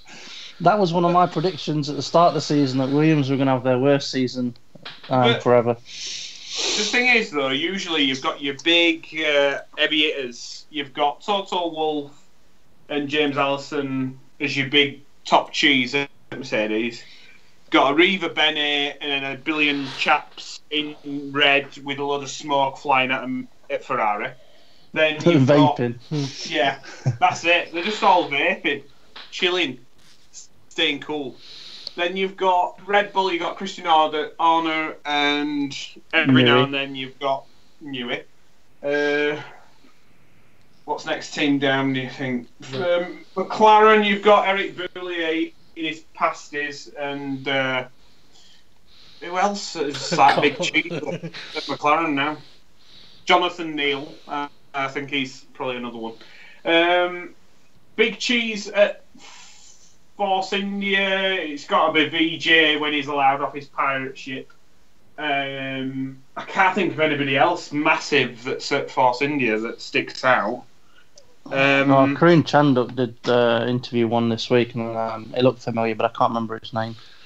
Give me another team. Toro Rosso. I thought you were going to say Toro Foco. You've got French Toast at Toro Rosso. He's running the show there, getting all grumpy. Mind you, I bet he was well jigging in his pants this weekend. Who else am I missing? I've done McLaren, Mercedes, Force India. Ferrari. Right, Force India, you got Bob Fernley. That's the one. Bob Yeah, Fernley. that's the one, yeah. Otmar Zafnauer. Zafnauer, yeah. Yeah, our drivers are great. And Sergio Perez, he's a team leader because he's... Oh, no, sorry, he's not from America.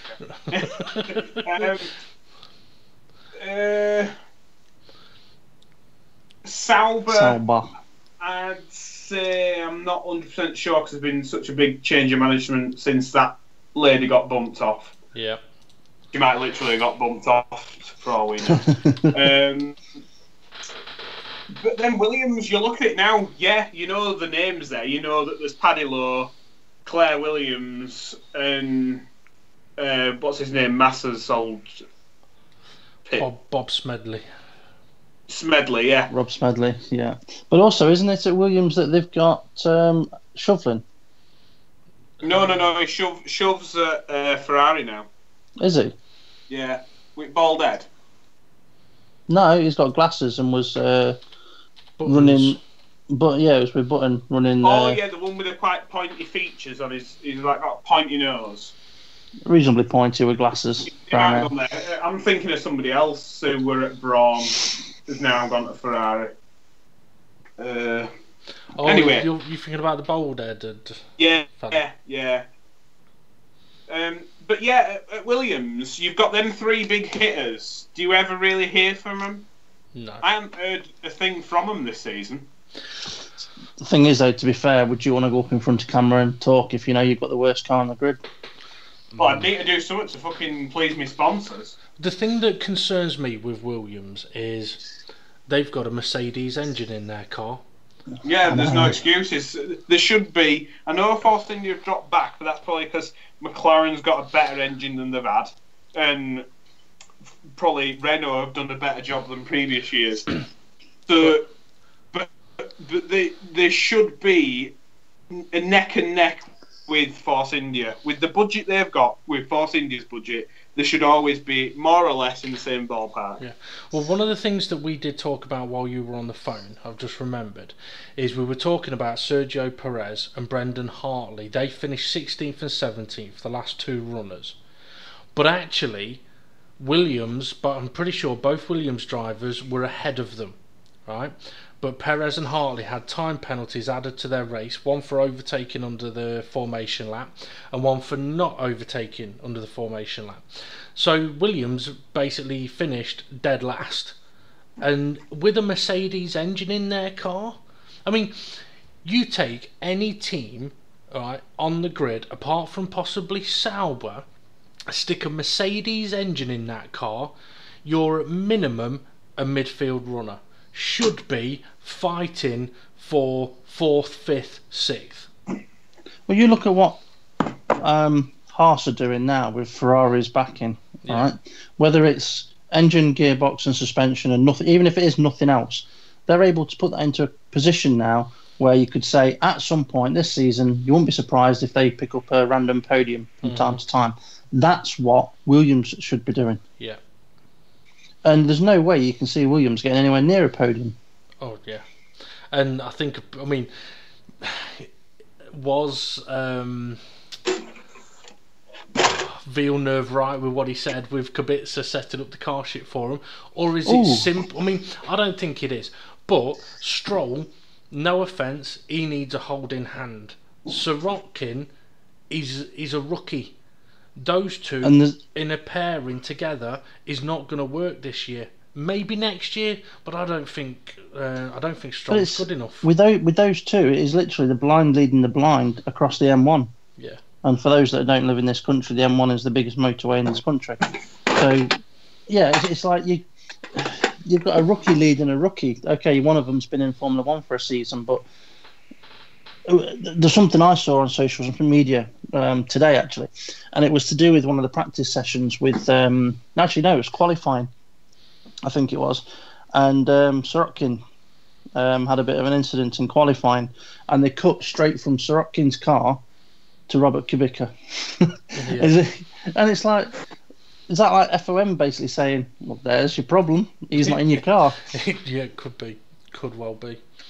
I mean, I wouldn't be surprised if we see Kubica in that car. I mean, if Williams' results keep going the way that they do, I would not be surprised if we see Kubica in that car way before the end of the season.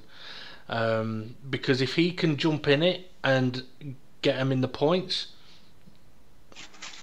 says everything you need to know. I'm just wondering, whether Williams are taking Daddy Stroll's money and banking it and saying thank you very much, but we're not giving your son a good car. Maybe. Probably. They probably are. They're probably, no offence, but they're saying thanks a lot. But it's strange, isn't it, how they're taking his money, but yet they're not advertising his company. It's Mercedes-Benz that are advertising his company. Well, the logo is on the car, isn't it? And on their clothes.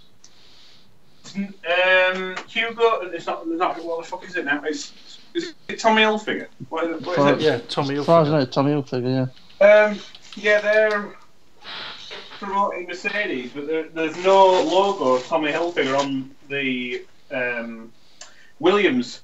But I think as well, when you hear that a massive title sponsor is on the way out, that's usually a bad sign. That means somebody high up at one of these top companies, such as Martini, they obviously know something that means they're fucked. Yeah. Because you don't run away from something that's giving you a great result. A bit like Vodafone, soon as Lewis Hamilton left the team, it was shaky. It were, we might pull out, and they did. They ended up pulling out. Mm-hmm. And you are right. The Tommy Hilfiger logo is not on the team's outfits. But yeah, it's that company that's providing most of the revenue this year, which is a bit bonkers. Yeah. And is that possibly the Lance Stroll's dad saying, unless you produce a better car, I'm not having my logo put on it? Maybe. Well, talking about better cars, I mentioned a little while ago about basically Ross Brawn's proposals for the future of Formula One. Apparently, I don't know if you saw the interview we did with Martin Brundle. There was quite a bit of stuff he wanted to get in for the 2019 season, but it's believed that Ferrari have used their veto to stop anything changing. So it's a bit annoying. You got Ross Brawn saying, right, we need to change stuff for the sport, but he's got to wait 3 years before it can happen. But I just want to run through some of the proposals, and I think part of the proposals, Ross Brawn's a clever guy, and if there's anything he'll have learnt from Bernie Ecclestone, it'll be, if you want to get £200 million out of someone, ask them for 400 million. That way, when they offer you 200 million, they think they're getting a deal and you're getting exactly what you want. So when he has put in a recommended budget cap of 150 million, he ain't going for 150 million. He probably understands that it's going to need to be 250 million, but he's starting at 150. So when the teams agree to 250, Brawn gets what he wants for Formula 1, and the teams think they've got extra money. So I wouldn't be surprised if some of the things I'm going to mention here are of a similar nature. Now, this information is from the official... Well, no, it's from the Sky Sports website. So you could question how true it is, but they've probably bugged someone to get all of the information. At the same time, you know, it's been a while since I've mentioned Star Wars, but there's a big loop that's coming back around from Disney, that owns Star Wars, to Disney purchasing 20th Century Fox, who owns Sky, and they're wanting to get it all under one umbrella. So they've got the sports package and the movies and the TV all on one app, which will be the Disney app. And I'm thinking it'll be Liberty Media will be a subsidiary, and Disney will own fucking everything. So we could end up with Mickey Mouse on the podium then. Instead of Mickey Mouse corners, we'll have Mickey Mouse circuit. We'll have Mickey Mouse circuits, never mind chicanes. We could actually end up with an official corner called Mickey Mouse. Okay, so I'm going to run through some of these proposals. So, key strategic initiatives. To do with the power units, I mentioned this one earlier. The power units must be cheaper, agree. Simpler, agree. Louder, agree. Have more power, agree. And reduce the necessity of grid penalties, agree, as long as it's not meaning get the teams to turn their engines down. It must remain road relevant, a hybrid, and allow manufacturers to build unique and original power units. New power unit rules must be attractive for new entrants, and customer teams must have access to equivalent performance. That is something that I know Ross Brawn has been very keen on, is making sure that the customer teams have the same engine. So like Haas, for example, they haven't got last year's Ferrari engine, they've got this year's Ferrari engine. Because Ferrari in previous years have said, yeah, and you can all have our engines if you want, but it'll be last year's and we ain't going to upgrade it. But I think it's right that Formula 1 go down that route. Yeah, if you're going to supply other teams with an engine, great, but it's got to be this year's engine. It's got to be the up-to-date version. Talking about costs, he says, we believe how you spend the money must be more decisive and important than how much money you spend. While there will be some standardised elements, car differentiation must remain a core value. So yes, they want some standardised parts, but they do appreciate that teams need to be able to make the cars their own. Implement a cost cap that maintains Formula 1's position as the pinnacle of motorsport with a state-of-the-art technology. So basically, just on that, if, say, for instance, teams, if they're saying this is the pinnacle, right?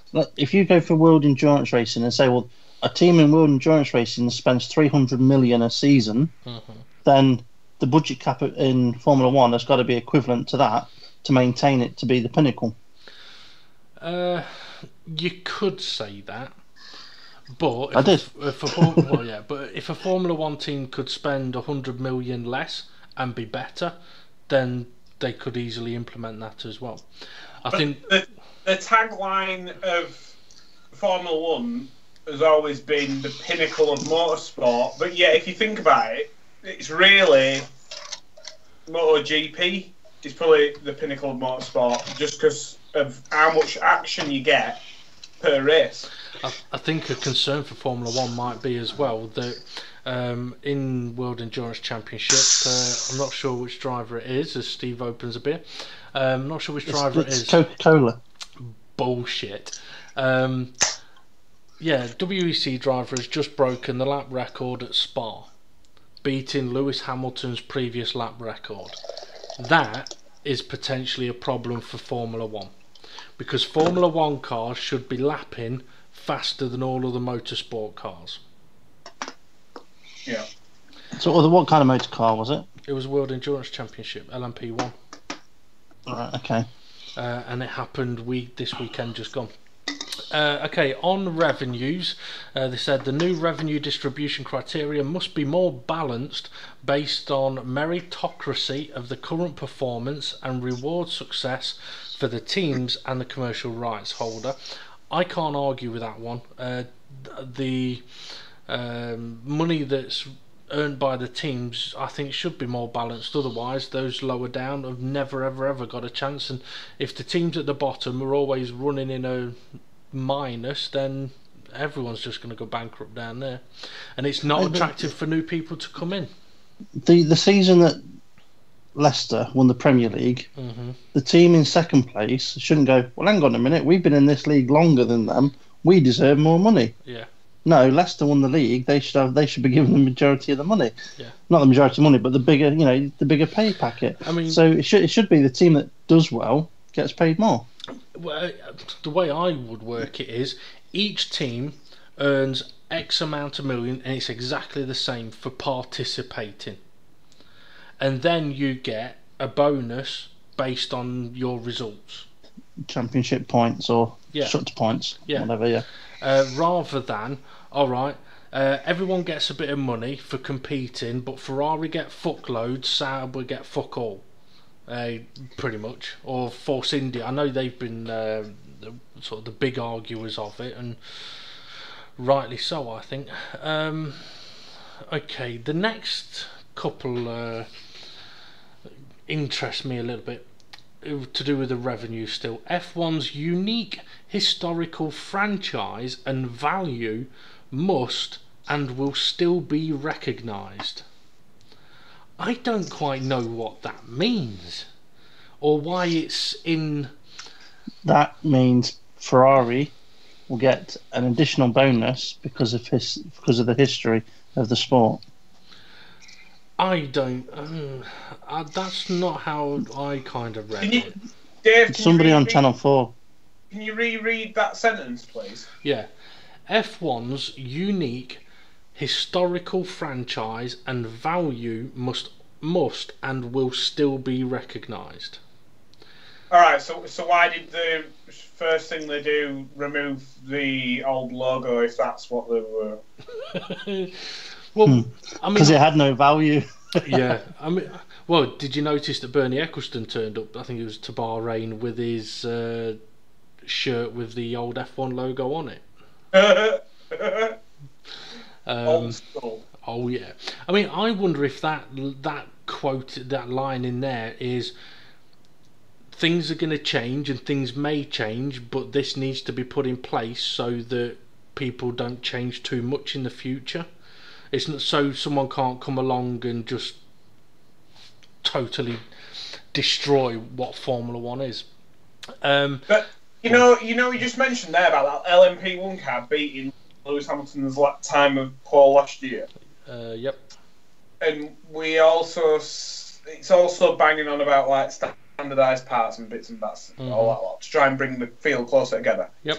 Wouldn't it be better? I'm pretty sure there must be some engine out there that is fucking it makes a Formula One engine look like tame. Yeah. There must be an engine out there that is fucking mental, so that Formula One teams in future can literally strap in an engine per race, can run it as fucking ragged as possible, and they've got no aero, but it's a bullet in a straight line, so that they can do lap times they're doing now, if not better, but they've got hardly any grip in the corners.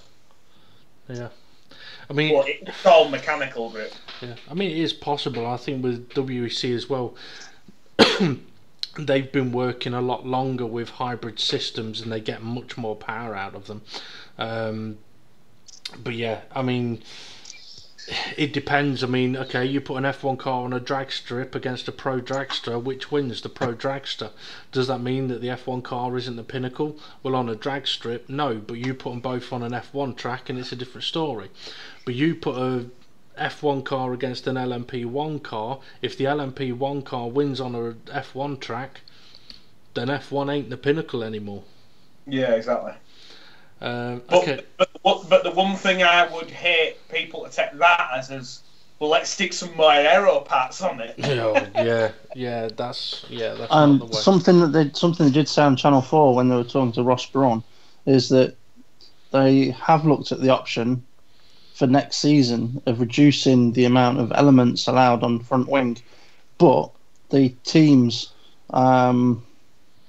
basically said to Ross Brawn, they don't think that it should be brought in so soon without proof that it's going to be the correct way forward. Because the last thing that they would want is to make all the teams change the aerodynamic package for next season and then go, oh shit, we've made a mistake with the sport here.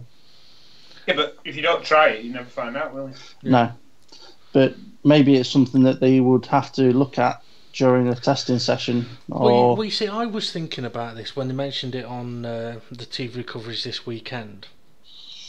Maybe what they should allow is either at one of the young driver tests or whatever, you say, well, it's kind of a difficult situation, but you basically say, right, okay, for this event, you've got to have a two-piece front wing. So you've basically got your main plane and one piece that you can adjust a bit for a bit of extra downforce, right? Whether it be for one test session or whatever. The problem is, I wouldn't put it past some teams going, right, let's just completely balls up this test session so that the data we give them shows that this is shit and we don't want to do it. Yeah. Wouldn't surprise me at all. Yeah. Instead of Formula 1 going, these front wings are getting a bit fucking ridiculous now. Right, let's make it a bit simpler and deal with it.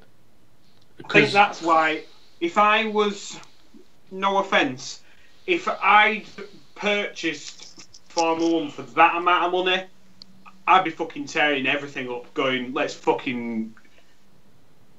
It might piss people off, but let's just change things. And if Ferrari want to fuck off, they can fuck off. Yeah. Well, there's something Martin Brundle said, I think it was during the qualifying show, was if you put a plan of action to the teams, majority of the teams won't agree to it. And the reason why they won't agree to it is, one, it will cost them additional money to research the best way of dealing with that change. But also, if they're in a position where they are winning at the minute or beating majority of the other teams, they're not going to want to change. So Martin Brundle basically says his opinion on it is, you've got to just go, this is it. This is what we're going to do. Exactly. Sign up or fuck off. The problem for them is, I fully 100% agree with you. I'm just going to put it out there. The problem for them is that because there are sporting and technical regulations in place at the moment, it is not possible for Formula 1 to go, bosh, this is what we're doing. Now, they could for when the next big rule change is due, when the current regulations state there will be XYZ change at this point, 2021, right? So until then, Formula 1 is pretty much fucked, because if they did right now go, right, bosh, this is what we're doing, they're going to get so many legal battles that it's not even worth them going down that route.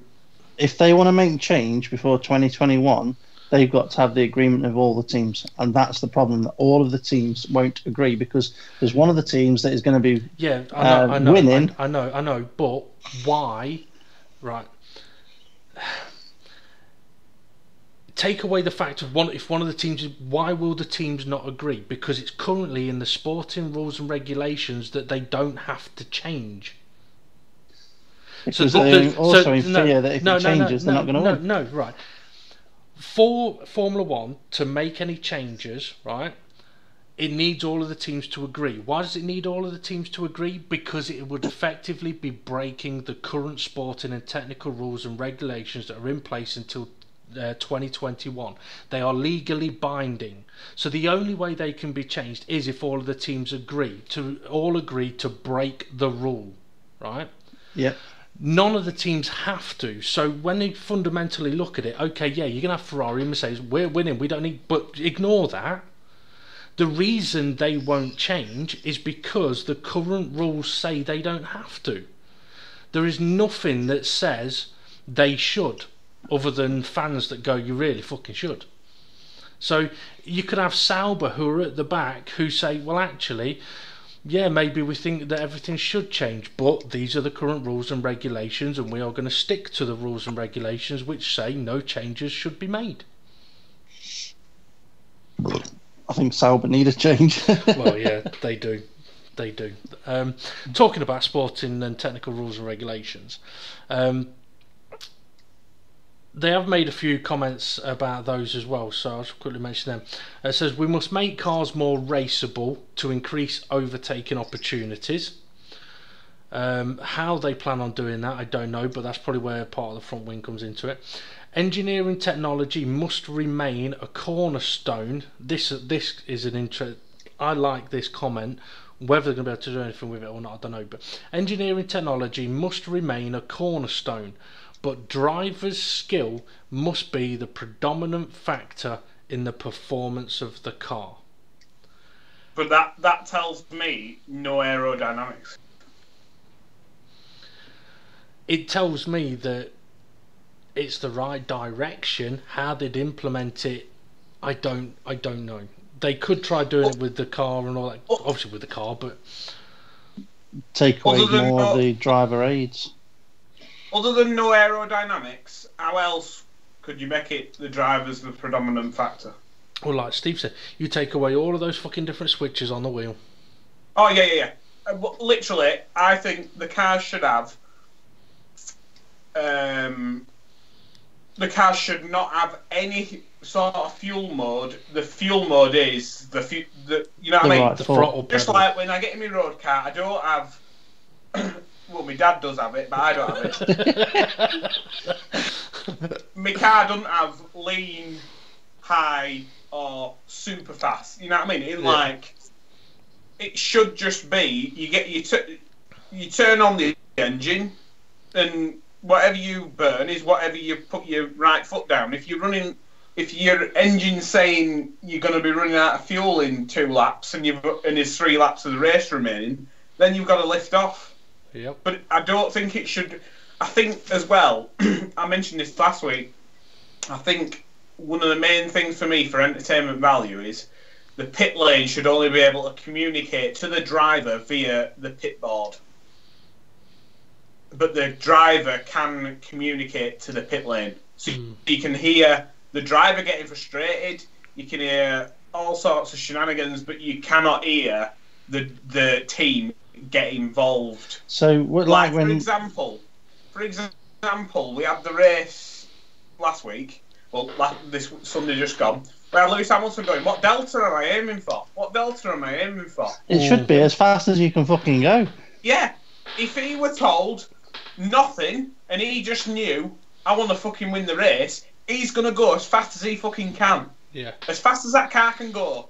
And that's what I want to see. I don't want to see him going, what lap time am I aiming for? Because I can't work it out on the screen because it's like a calculator. You know what I mean? I'd be getting frustrated because, unfortunately, Formula 1's in an era now where it's like, oh, well, because the tyres are so shit and they won't last forever, you've got to aim for this delta, otherwise you're fucked.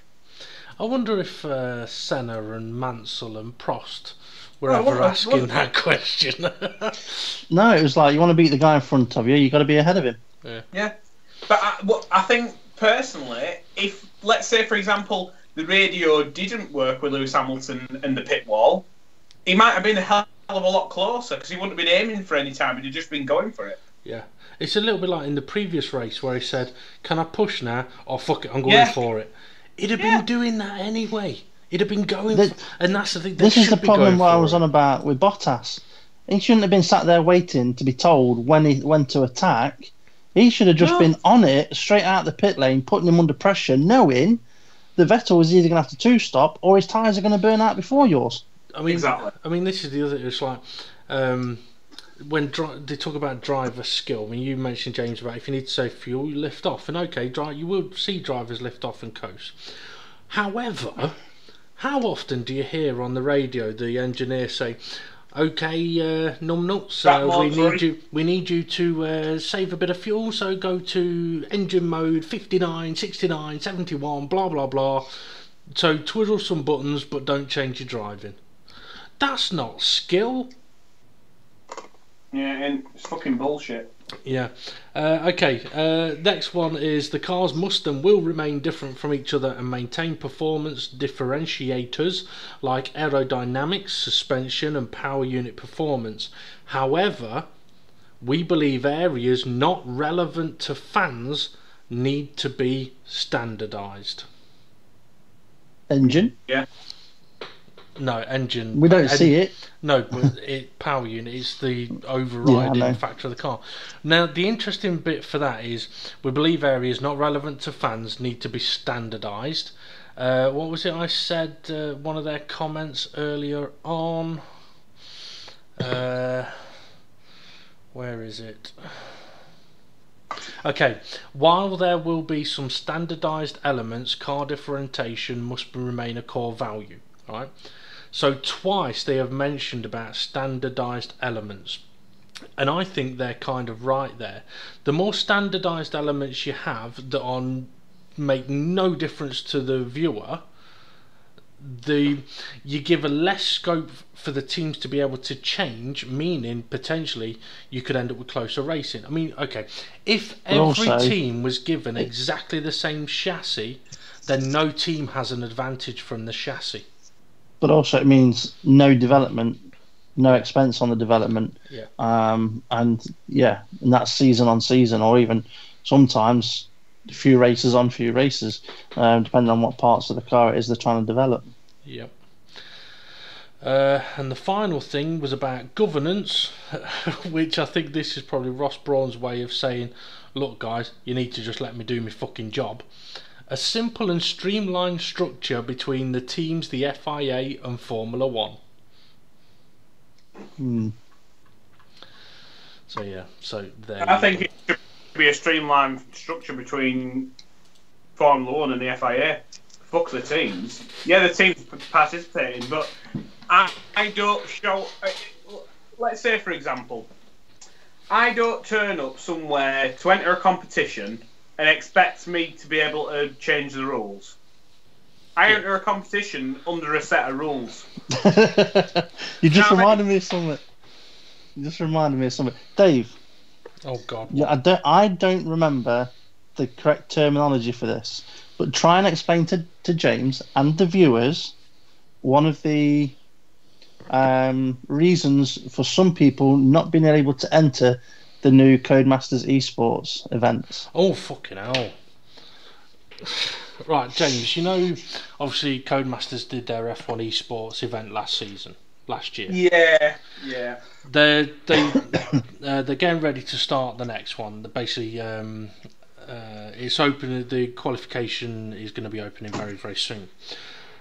However, one of the requirements of entry is that you are not part of a professional sim racing team.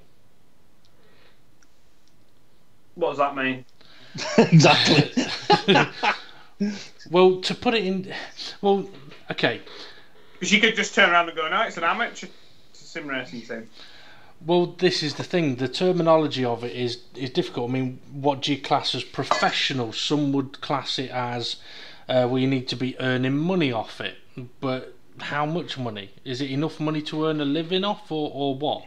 Or is it? I run a racing league, and I'm only in my third season. I won't call it professional. I only call it professional if Well, I try and do a professional job, but I wouldn't say I'm a professional at this. You know what I mean? It's my hobby. Okay, but if you were, that was the other. If you're competing in a professional esports league, so basically, if you race for a professional sim racing team or in a professional sim racing league, it's a bit of an awkward one because, for example, there's a team I race against which are called ACRs, Avid Chronic Racing. They're actually now called ACR Zack Speed. Now, Zack Speed have raced in Formula 1, so they were a professional Formula 1 team. Now they're more into the sim racing market, and they run a professional sim racing team. They've just signed, obviously, a partnership with this team ACR, which could potentially mean, depending on the legality of the statement of professional sim racing drivers, could potentially mean that every one of the drivers from that particular team in any of the leagues they race in, that's R-Factor, iRacing, F1 Codemasters games, Assetto Corsa, all of them could potentially not be allowed to compete in the F1 Esports League that's coming up, or even enter. But that's... Would I be, in your personal opinion, would I be able to apply for it? Not that I would. No, no. Shall I tell you why? To run my own league? No. Because you shit. Oh, Rick, it's a hell. No, I wasn't going to say that. I wouldn't want to be girlfriend with Steve losing Ginny. He wouldn't have been gentle at all. He got in with a mallet. Jack up. Right. I would say no for one reason, and that is because you've called your league FRR Project Cars Esports. Yeah. But this is the thing. I mean, someone somewhere is going to have to look at the actual legal terminology of it, because there's a couple of things of it, right? I mean, Codemasters have said they want their competition to be for your regular gamer. Okay, fair enough. But there are your regular gamer just uses a bloody pad. Well, true. But the thing is, there are a lot of extremely good gamers, sim racing gamers, or just general gamers, however you want to term them, that are very, very good and could do very, very well in that kind of competition. But they may not be allowed to compete. And what happens if, say, for instance, somebody goes into that competition that is no longer in sim racing, but maybe been a champion of a professional sim racing league in the past? Well, I mean, that's another good question. I mean, I know you're hinting at there. I mean, I can understand them wanting to put some kind of regulation in so that, for example, former professional racing drivers that perhaps now race on iRacing, for example, can't say, oh, you know what, I'll go and do that, I'll destroy everybody and earn myself a couple $100,000. I can understand them doing that. I don't think necessarily former professional racing drivers should be allowed to do it. But for people that have only ever competed in a gaming situation, I think it should be open to them all. Exactly. But I think from looking at some of them drivers in that first one, I didn't watch a lot of it. I thought it was a lot of shite, but I just thought it were more of a competition where it was pals with other pals who know some people on the inside, rather than proper talented people. And no offence, but I don't think you should judge how good you are on the strength of that Codemasters game. No. No way. No, I mean, it's like when we spoke to Kev last week, and he was talking about like being able to Mario Kart previous Codemasters games. I mean, the Codemasters game is not a proper simulation, and like saying, be the best bank robber on this drive game. yeah. Like, you're not the world's best bank robber, are you?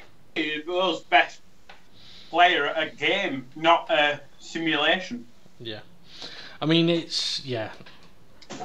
mean, don't get me wrong. I think the Formula One esports competition over the next coming years is going to become massive. It will. It doesn't change the fact that the games are still, unfortunately, shit. I mean, I mentioned about your own Quake earlier. Go on. I'm just going to say though, they are shit. But one plus point of coming out from the esports, Codemasters esports, is the fact that with Sky being involved as well, they've turned around and said, hang on a minute, we can't put this on TV. We haven't got anything on the screen to say using what position and how far behind they are. We don't know what tyres people are on. We've got no information for spectating. And also, we've got no spectate mode. So because they've F1, Sky F1 or whatever have been more involved, it has involved the game a little bit, and hopefully it'll involve it a bit more for the next one. The problem is, yes, it has evolved the game in that aspect. What it hasn't evolved is the basic functionality of the game. So things like the slipstream glitch, and the car in front goes backward, forward, like a million times. No, the slipstream glitch where when people leave the lobby, nobody gets slipstream anymore. So you can be following a car with DRS, and you are in slipstream, but you're just not really gaining on them. You're caught him up by the end of the straight because the slipstream's worked. But in an online lobby, if someone gets disconnected, then it fucks everything over. Yep. Anyway, pretty much a fucking joke. Anyway, just to change subject very quickly. Go on then. The Monaco Grand Prix. Oh, you've heard about that then? Yeah, they're going to have grid girls. I'm waiting for James's reaction on that. Apparently, there's going to be another circuit as well. I can't remember the other one. It might have been Abu Dhabi. But there's another circuit as well that have said that we're still going to promote Formula One with grid girls. Vicky's just got back. That's why James is quiet. Sorry. I've just been instructed. I need to make cheese on toast, so I'll do that in about 5 minutes. Yeah. Tell her no. You're doing a podcast. She'll have to do it herself. Oh, Steve, here she comes. I could hear her coming through the door with her mouth wide open as if to say, "How dare he?" Yeah. Where's my cheese on toast? Yeah, she just replied with Steve. Some people work till 10 o'clock. Oh, fair play. Some people sleep till 10 o'clock. So, James, talk us through how a man makes cheese on toast. Oh, God. Well, it ain't exciting, I'll tell you that. Main bit of excitement is seeing how much cheese I can give to Bella without her throwing up. Alright. Is your cheese already sliced, already grated? Yeah, it's already sliced, yeah. Cop out. But it's toasting a bap. Now, toasting a bap can burn very easy. Yeah, but you only have to do one half of it, don't you? One side. I don't want a bap, I want normal toast. I ain't got normal toast. I've only got baps. James, tell her to get to it shop. James, I ain't got normal toast. I've only got baps. You got boobs, James. I tell you, I'm whipped. You know what you'll have to do, James? You'll have to get the bap, the cob, right? Chop the top half off, so you've basically got a round slice of toast. Yeah, good. Tubby toast. Tubby toast. Yeah, good call. Go on, you're gonna have to do that now.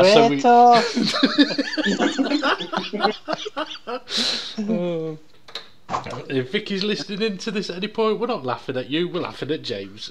Yeah. You watch out because Vicky's like Liam Neeson in Taken. I will find you. I will kill you.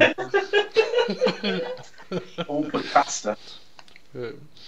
Yeah, you know when she said that you're moving house, you're not, she is. You're going to end up in the basement. Yeah. Yeah, she's the one moving out without you. And not only that, she's getting you to do it all for her. I I don't know. Are you moving to the one down the street? Yeah, it's only about 200 metres down the road, so it's not too bad. Just a pain. Are you loading everything into the car to take it down there, or are you walking it down? I'll get it in car. I'm not that thick. It's the sofa that's going to make the biggest ball ache. Will it fit on top of the car? I think I might be taking the sofa down the road and balling it. Has it got coasters? Is it down? It's downhill, isn't it? Downhill, yeah. We're going to end up with a picture of James's sofa buried into the back of a car at the bottom of the I want to hill. see this, James. We've got to have a man moves house. How a man moves the sofa, yeah. Good call. Okay. Might do that. I might just do the before and after. Well, I tell you what, right? We've got a video, a how a man does video, to show everybody this evening. Well, that might give me time to make cheese on toast, actually. Well, that's kind of what I'm thinking. So what we'll do, I'll play this video. It's quite a long one. While this video's on, folks, you won't be able to hear me, Steve, or James, which will give James the chance to sort out his cheese on toast, or Vicky's cheese on toast. So I can get to the loo without being live on air. that'll be a first. Okay, so I've sent that to you two. I suppose I should really get it ready to so that I can watch it as well.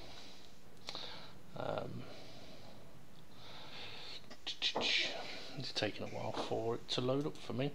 Okay, guys. So if you let me know when you're ready to. I'm ready. Just wait for James. So, in the previous videos we've done, how a man does, we've done a number of different things, and this is a very different one.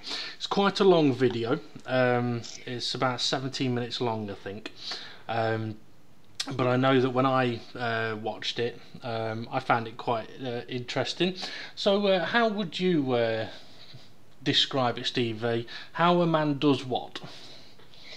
How a man keeps his children entertained. Locked up in a basement. Or you could say how a man teaches his children the way of life. Or is it how a man finds out how his kids learn about the ways of life? Yeah, that might be a better way of putting it. Yeah. Okay, James, are you with us? James, are you there? James! I think he's fallen asleep. Okay, I'll tell you what, I'll pop the video on for you folks. So this is Steve's how a man finds out how his kids learn about the ways of life. Hello, Steve here from I'll Tell You What TV. I thought I'd show you how I keep my children entertained. So let's go find them and see what they're doing. Okay, so I've come upstairs to find out what my daughters are up to, how they're keeping themselves entertained while they're with me. So I've come up into the bedroom, and this is what they're doing to entertain themselves. Okay, so this is what they're doing. They're playing Sims 4 on the Xbox One. And they've got no idea what they're doing, other than they've got an idea of what they want to do. So what do you want to do, girls? What is it you're trying to do? So, alright, tell me what you've done so far. Have you built a house? Kind of. Do you know how to get inside your house?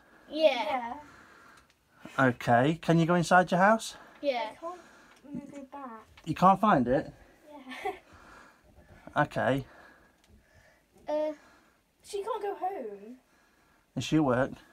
No, You can't get to go to we went to the museum. Okay, so you've got 2 characters, have you, so far? Yeah. Yeah. And who are they? Katie, Neil, and Liam Skinner. Okay, and are they boyfriend, girlfriend? Kind of. Kind of. So how many dates have they been on? One. One. 1 date. And what is it you want to try and do with them next? What? I don't know why you're laughing. What is it you want to try and get them to do next? I can't say. Come on, Anna, tell me what you tell me what you said a minute ago. It's normal. What's normal? The light. Because you want to. You want them to do what? It's not that weird. No, it's not weird, but what is it you're trying to do? You want them to have twins. You want them to have twins. Yeah. So you want them to have babies. Yeah. Yeah, but it's just not that weird. Okay, so how do you get them to have babies? We don't know. You have to woohoo in the bush. You have to do what? Woohoo in the bush. You have to do a woohoo in the bush. It Okay, says it so- can't. Right. It says some stuff in the corner. So how do you get them to do a woohoo in the bush? Don't know. You tap on the bush. You tap on the bush. How many times? I don't Once. know. Just one time tapping on the bush. If Yeah, it but look, works. it doesn't work. It's not working. Yeah, because you're not. It's not a bush. It's not big enough. So when you've got them it to has do, to be a rose bush. so when you've got them to do, what Oh, do you could call tell me it? the first what? What is, when once you've got them to woohoo in the bush, That was Holly. how long after that is it until they have babies? I don't I'm know. not an expert. So. I'm not. No. I've seen it before. Okay, so I'll come back up later and see if you manage to figure it out. Yes. Yes. Okay. All right then. Go to find a rose bush. You found a rose bush. I'm going to find one. You're going to find a rose. Oh, has it got to be a rose bush to do Yes. the woohoo in? Holly didn't tell me that until now. Oh right, you got to find a. So they got to Woohoo woohoo in a rose bush. in a rose bush. Yeah. Right. Okay. Well, let's see if twins are on the cards after a bit of a woohoo in the rose bush. And it says home there. Oh my god, and go home. You're going home with them. You go. Oh, show us your home then. I can't get back. How many rooms has your home Wait, got? it says Two. Two. 2 rooms. And what rooms are they? The bedroom and the bathroom. So they're the most 2 important rooms, aren't they? Bedroom and bathroom. No. Yeah. No. Because if you want to go to the toilet, because we in the sink. What? In the back, no, you know, in like the what is it called? The If kitchen. you're not- But you haven't got a kitchen. I know, I but know. The kitchen's more important actually. Cause But you haven't got a And I kitchen. go home on that thing. That You little can't house. do that. Try. So if you haven't got a bathroom, you can do a wee in the kitchen. Yeah. Or you could just go outside, so it doesn't really matter. Oh, I can go home now. I can't. go Okay, home. well I'll come back up later to see how you're getting on, okay? Mhm. Alright, so that's it for now. He's got. Is what? You can talk. It's going to the bath. They have made a baby. They've made a baby? Yes. So how did you make a baby? Well, Holly. I tapped onto the bed and then it said woohoo with somebody and also Or it said try. and have a baby with someone. Oh right, so you tapped on the bed and it Yeah. said try and have a baby. That's what Holly did. So you make babies in beds then? And don't know. bushes. And bushes? Oh, I don't think you okay. do it on here because we tried to buy a bush, but it didn't But work. yeah, Was it a big bush or a little bush? big. We can't. It's like a rose bush. We can't buy one. We can't Okay, find so it. what do you have to do now? Just wait for a tummy to get bigger? Yeah, it's not got bigger. And go to the toilet. How long does it take? I don't know. I don't know. You have to go to the toilet first. Why do you have to? Why is she unhappy when she's gonna have a baby? Oh, he's in the shower. Look, he's in the bath. No, Come on, it's go back to have a look at the. What? Is he in the? She's bath, is thinking it? of stinky feet. He's got stinky feet. No, she's She's gonna go to the toilet. that one. I know that one. Left. That? Yeah. So, oh, how do you get to take a pregnancy test then? Let's buy it. You have to buy it. Just do have it. You, have you done that already? No. Go on then. Let's go and see. Do if it, Anna. Do it. Go and do the pregnancy test, and we'll see what happens. Come on, because she's walking off. She's walking to the bathroom. What? Why has she got to go outside to the bathroom? I don't Because know. you haven't built it yet. You We're haven't, doing it. you haven't put a door through. No. No. Okay. Eating for two. Oh, Eating for 2. What Yeah, does that that mean? means two. We're having 2 babies. does it? Yeah. No, she means she's eating for herself and eating for one But baby. use. No. Now, what's he doing over there? He was dancing. Oh, he's doing exercise. He does exercise all the time. Oh, right. Okay. That's his job. Yeah, that's his job. While she's having a pee. Yes. Um, I hope they're having twins. he's playful. We're going to spend lots of money Wait. on them. So is this the first time you've played Sims on the Xbox? Yeah. Today. Wait, first woohoo. It was her first woohoo, was it? Yeah. Big news. So, Just wait 6 hours, I think. so how long does it take to have babies? 6 hours. 6 hours? That's not very long, is it? Yeah, but it's a game. Yeah. It's a game. Can we I don't stay on think- here for 6 hours? No, you cannot stay on here for 6 hours. You'll see the babies tomorrow. I'm not here. You're not They're here kissing. tomorrow. Well, they're happy because they've had. She's they're got gonna a big have belly. She has got a bigger belly. Zoom in so we can see the bigger tummy. There you go. Are they I thought happy? we Are had they some happy or twins. sad though? He's happy. He looks gay. How come he's had baby? He's not gay. Is he not gay? No. She's very uncomfortable. She looks happier now. But do it 6 I think her hours. boobs have got bigger as well. You didn't know what they looked like at the start. We saw them a minute ago. Yes. Is that their swimming pool? No, yeah, totally. It's a river. Is it a river or is it? Oh, Yeah. okay. I thought it was their swimming pool. Rubbish. She's gonna woohoo. No, she's Right, well, I'm not going to sit here for 6 hours and wait to see some babies.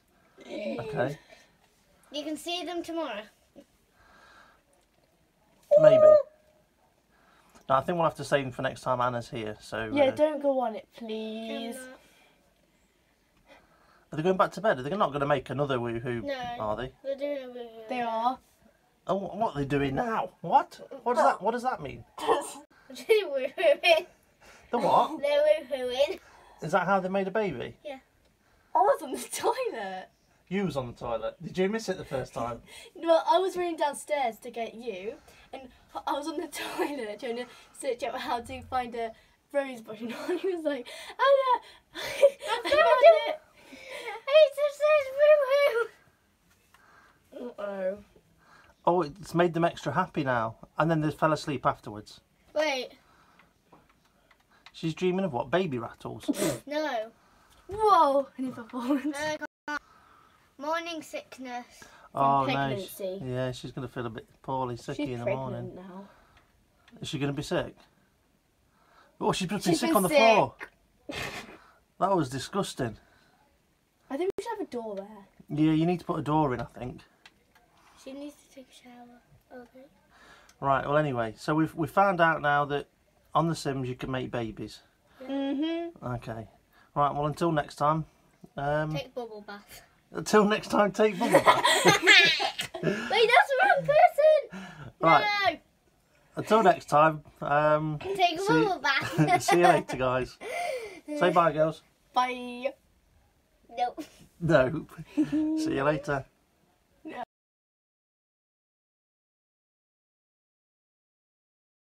Right, so since I was here last, what's happened or what have you done?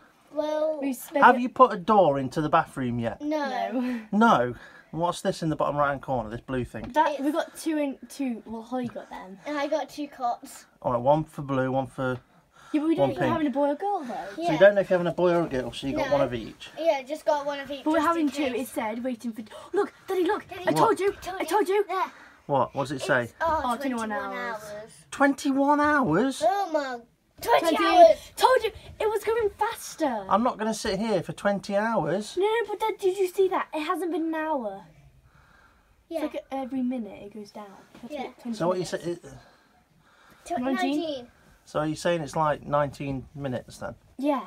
Well, Wait. not exactly 19. I wouldn't say 19. I'll say like How So she's going to have a baby? Yeah, in a few minutes. in a few minutes. You think so? Yeah. Yeah. My So- estimate. Are you wanting me to catch this on video for you? Yeah, I don't know. I don't know. I'm just saying. Oh, Oh, she needs she's a feeling wee. uncomfortable. She needs the toilet. She's got to go outside to the toilet. Put a bloody No. door in. But that's Look, not. She's, We're very poor. you're poor, yet you've got a princess bed. Yeah. Well, we spent. Yeah, but we got all- 9. You spent all your money on the bed, didn't you? No, on the No. cots. It's actually that whole room Yeah. came together, and so did that bathroom. So basically, we didn't. Oh, you draw the size out, and then you went, I want that to be a bedroom, and it put it all in there. No. Well, Yeah, no. Well, I don't know what we're talking about. kind of. Has she been sick again? Turn it round so we can see what she's doing. She's washing her hands. Oh, See right. how big her belly is. Now what's she doing? Oh, she's. Oh! Yeah, that was sick. She got to wash her hands again? Yep. Hungry from low hunger. Oh. Well, that's not my fault, you know, about 3 hours. See, now it says that and she cleaned up the floor. Why has she got to clean up the floor? I don't know. She wasn't stuck on the floor. Is the sink overflowing? Yes. It needs repairing. Oh no. There's flies in the toilet. Oh no. Clean. Please don't cost that money. It doesn't probably. What's she doing? Who needs a wee? It's just sat down where the flies are. Is she going to be sick again? No, she's What thinking... even is that? Oh, it's the sink. Yeah, the sink's leaking. Can you fix it? I can only try and plan out. I don't know. He says it smells of stinky socks. Oh. Replace for 80 or hire emergency repair service. Higher. Anna, have a look at the belly. It's getting big. 2 No, it's 2 hours. hours.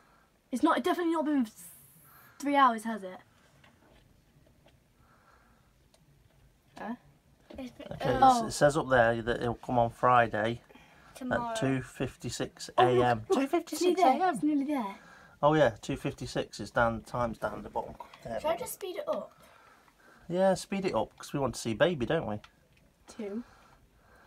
It's came. Oh, I thought that was a baby. It looks like Mario, or is it Yeah. Luigi? We Luigi. just spent money.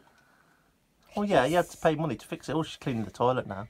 Well, I suppose it was her that was sick in it, wasn't it? Good for her. No, he's cleaning it. Get a close up. Oh my god, they're having babies!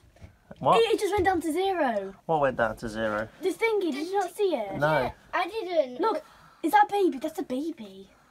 What's a baby? Where? That's a bag. Oh. Do something romantic, Let's not it do that. says. I don't know where the babies are. They not came. They're not here yet. Anna, get a close up on the belly.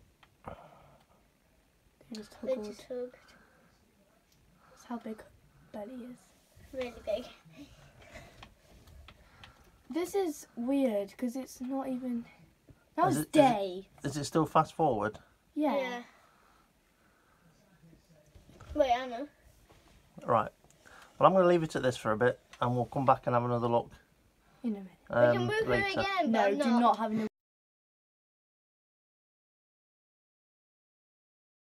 Okay, I've just been shouted back upstairs and young adult, male, dead in the bathroom. Grim Reaper has come to take him away.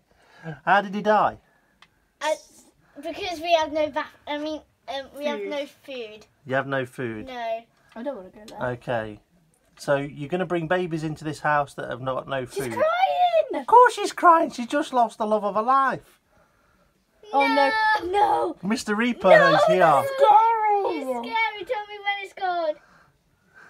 It's gone. He's got a tablet. It's got a tablet. She's thinking of having a bath. Can you not save him then? Is he definitely dead? No. No. She's thinking about having. She's thinking about... No, that's what he's thinking. He's still alive. See? Oh! He's gone. I think. No, not yet. Yeah, he's dead. He's gone. No. So you're trying to bring extra children into this family and you lost one. You lost an adult. Yeah. No. Maybe we should get a kitchen. Yeah. Yeah, maybe. But we haven't got enough. Get a job. How? How? I don't know. We Did- can't get jobs Did on you read? this. Did you read the tutorial? No. He's come back to life. What do you mean he's come back to life? He's came back. No, he's not come back to life. Mhm. Oh, get to know Lee. Wow, he's dead now. Yeah, she's crying. Go away. But still no babies. So Wait. we shall be back to catch up on this shortly. Okay, you may have just seen that at the top of the screen. I've been shouted upstairs once again because she's gone into labour. Which means what, girls? She's gonna have a baby. She's gonna Well, have she's having two. I don't think she's having two. She'll Yes, probably she stop- is. She's eating for 2. Yeah, that means she's eating for herself and No, one it baby. doesn't. Yeah, it does. It doesn't. Oh, yeah, it does, Holly. Well, anyway, I'm just going to have a look. Okay, so she's gone into labour. And So now she's skinny again. no, she's not. She's still got a tummy no. on. So how do you get the baby out of her tummy? She gives birth. Wait, Anna, touch on the thingy. Have a baby. Her baby! Have a baby. Yes! And she just Anna, just Can I close pop up, it into close up. it? She's gonna... she's just gonna. Yes! It's a girl! Look, what should we call it? It has to be Neil at the end, because that's her name. Megan. I don't know. I'm so excited. I don't like that name. Luna. That's a weird name. Lucy. Why don't you put a mixture of your names? So one of you's Anna and one of you's Holly. Lolly. So you could have Lolly. No, you won't have Lolly because that would be a look. Molly. Holly. No, That's Moran. Moran. Anley. Anley. Anley. Okay. And then it has... So Atna, yeah. Okay, so your baby, you calling it Anley Neil. Let's have a look at the baby then. He's going to be so cute. It's like a cat. So Katie and Lee have had a baby. No, it is Katie. Just that's how you spell it. Katie and Lee have had a baby, but where's Lee? He's dead. Dead. So there's the baby. Woohoo! Now what are you going to do? Make sure it doesn't die. Yeah. Maybe we could sell this one. Yeah. What, sell the baby? No. This So, one. yes. Because Holly bought it. We didn't even need it. Go in What? the Sell mode. on what? Oh, the basket. The Yeah. Maybe we pot. might have another one. Yeah, you should be able to sell it. That'll put some money back in your bank. Yeah, but how You do might be able to build a kitchen then. He. It was Right, 150. anyway. You've had a baby. That's the end of the video for today then. Yeah. Mhm. All right then. Say bye to everyone. Bye. No.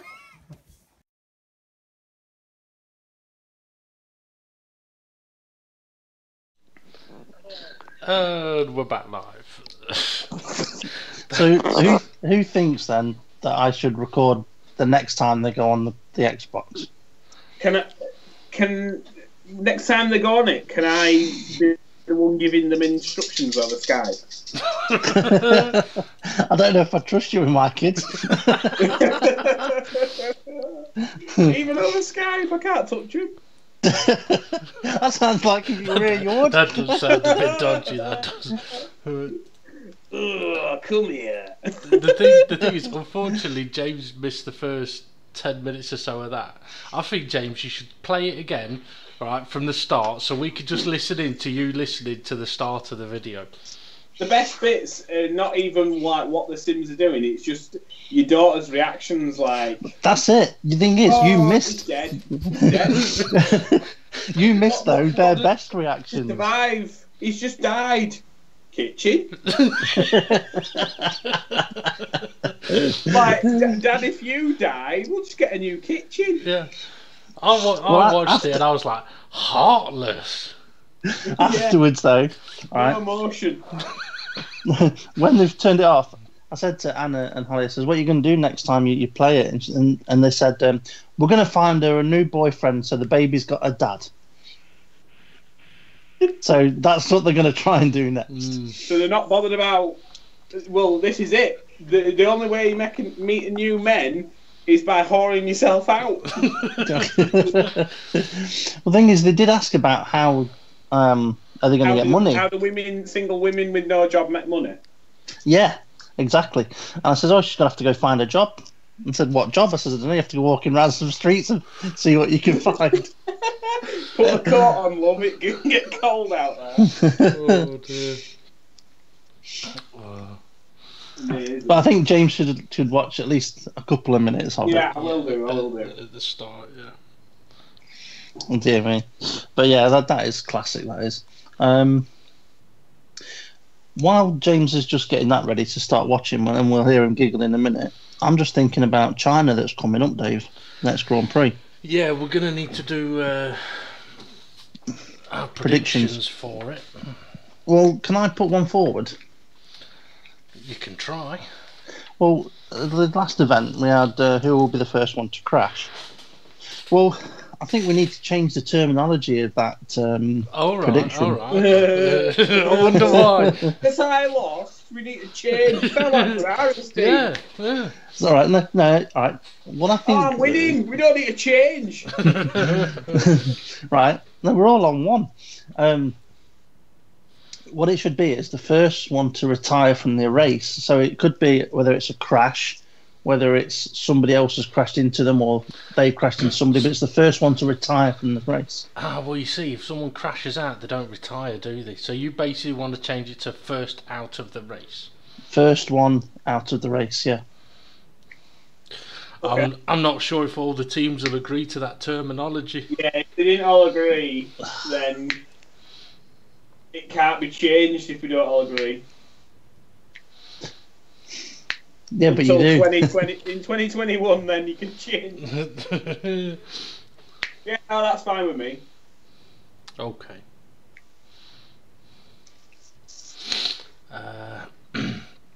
Right, we are going to need one additional thing to have a prediction on. Quick question though: if someone fails to make the start of the race, are they the first one out of the race? No. No, we'll say the lights have to go out. Yeah. From that point, they have to make it at the start. Yeah. So if somebody crashes in qualifying and then they're deemed unfit to race, that it's not them. No, they've got to see the starting lights. Okay. But they've got to have pulled up and be stationary on the grid when the lights are going out. They can't like pull over before. You know, if they're on the formation lap and they go, "Oh, my engine's died," that ain't included. Now, just to cover it, if the lights go out and someone stalls, then they would be the first out of the race. Yeah. Okay. As long as they don't get going again. Yeah.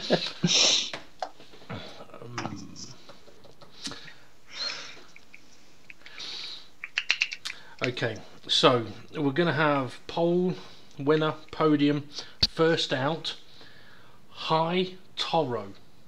So instead of high Haas, we'll do high Toro this time. So we'll need one other thing to make a prediction on for this coming race in China. As a random thing, or? Mm-hmm. Okay. Who will Verstappen crash into? He had a stuffy weekend though, didn't he? I mean, not only Hamilton, he went and binned it in quali as well. That was a bit of an amateur. I've got one. How many on-track overtakes? Oh, God. Oh, Jesus. That are seen on the live footage. Oh, God. That means we'd have to count them. Might get 53, but you might only see 4. Yeah, exactly. Fine. How many overtakes that we don't see? I don't mind counting. I wouldn't trust you. It'd end up being exactly what you'd guessed. Yeah, but you could just like Ferrari, Steve. You're so corrupt. You could still check it though yourself if you wanted, but I'm quite prepared to count how many on. Yeah, but Steve, screen on track overtakes. Dave would not be asked to do that. Yeah, exactly. Right. Exactly. But I think we should do it right. How many on track overtakes do we see? So that it doesn't count people going through the pit lane, and it doesn't count somebody that's had an incident and spinning and someone's driving past them. I think it's got to be wheel to wheel, genuine overtake. No. I'm going to say no. Well, I'm going to count them anyway, just to say that we can find out how many. Well, there may be an easier way. Let me just see.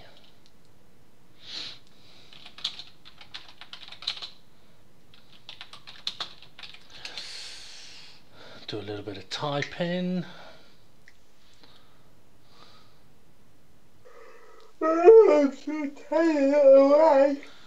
Formula One overtaking database. I don't want to. Let's see. And it's only been updated up to 2016. That's a bit useless. That's because there's been fuck all overtakes since. I was hoping to be able to just Google how many overtakes were in the Bahrain Grand Prix. Well, that's basically what I googled. How many overtakes in Bahrain Grand Prix? And it comes up with Lewis Hamilton, Bahrain overtake up there with the best in Formula 1. I couldn't give a fuck about that. I want to know how many overtakes were done in the Bahrain Grand Prix. Thank you very much. You're going to have to ask Jeeves. Fucking hell, it's been a while since he's been around. He's still on dial-up. So we've got how high is the Toro Rosso? Who's first to be out? Yep. Probably say... What lap for the first pit stop? No. Somebody can pit on lap 1 and we damage.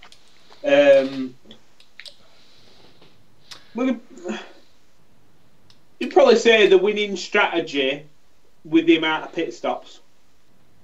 Well, it's going to be a one stop, isn't it? Yeah, but it might be a 2. Well, that fucks the other person up because they're going to have to go with 3. Yeah, it might be. It might be. China is quite aggressive on tyres. Yeah, but the Pirellis are shit. We could do. Well, I was going to say, which team fucks up their pit stop? Number of safety cars. Ooh. China's not a great one for safety cars, though. Would it be safety cars and virtual safety cars? Yeah, I think it'd have to be. I know. Here's one for you. Right, okay. Kind of touching on what Steve did. What Steve, or not did, but Steve's suggestion. Instead of how many overtakes, right, seen on screen, right? How many overtakes in turn 6 that are shown on the shown on the footage? Yeah, that's all right then. So there's only one corner. Turn 6 Which is the hairpin. The hairpin, yeah. Where Verstappen and Ricciardo were happy to overtake. So, hang on a minute. Right. Can it be on the approach to and on the exit from, or has it got to be right on the apex of turn 6? No, I'd say either entry or exit before. So after 5 and before 7. As you're heading down towards that hairpin, before that little kink, where the apex curve is, which you set the racing line to, before that kink, and before you start on the exit, before you start turning left. Okay. So you'd probably say the move with Hamilton on Vettel in 2011. So basically, kink to turn 7 then, overtakes. Okay. Right. Okay. On screen. Okay, in that case then, right, let's get your predictions then, guys. So, James, who do you think is going to take pole position? Sebastian Vettel. Okay, Steve. Hamilton. You've picked him twice and he's still not done it yet. I'm going to go... Law of averages. I'm going to go with Raikkonen. Excuse me. Okay, who's going to win the race? James. He ain't going to win it. Get some cream for that burn. It's alright, I'm just applying my Sablon.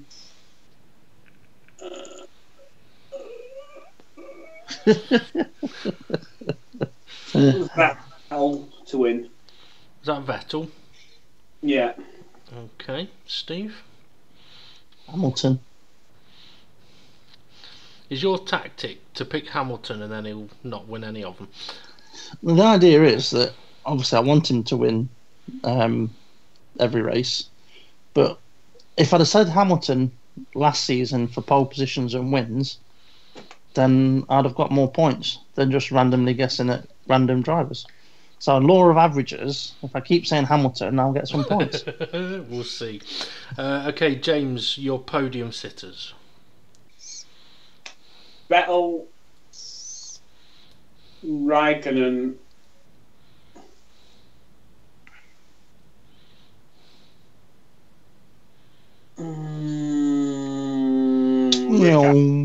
Ricciardo third. Okay, and Steve? Hamilton, Vettel, Alonso. Fucking hell, that's brave. Okay, I'm gonna go with. Oh, I didn't. I've gone with Hamilton for the winner, by the way. Hamilton, Vettel, Raikkonen. Okay, first out. James. My brain were a bit fucked there. I'm about to say Massa.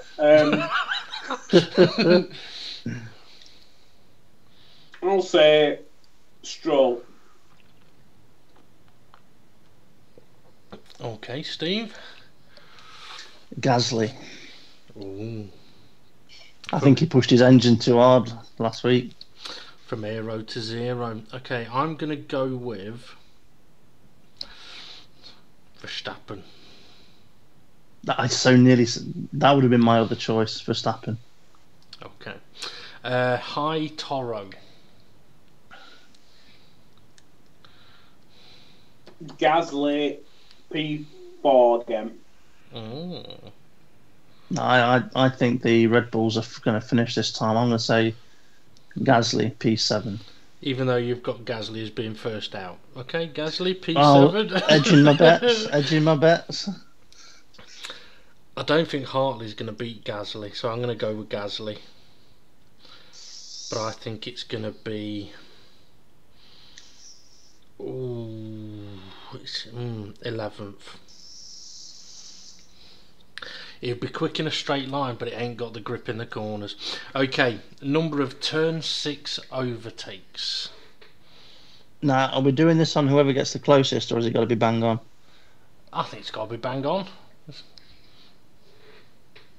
Okay, 17. in that case...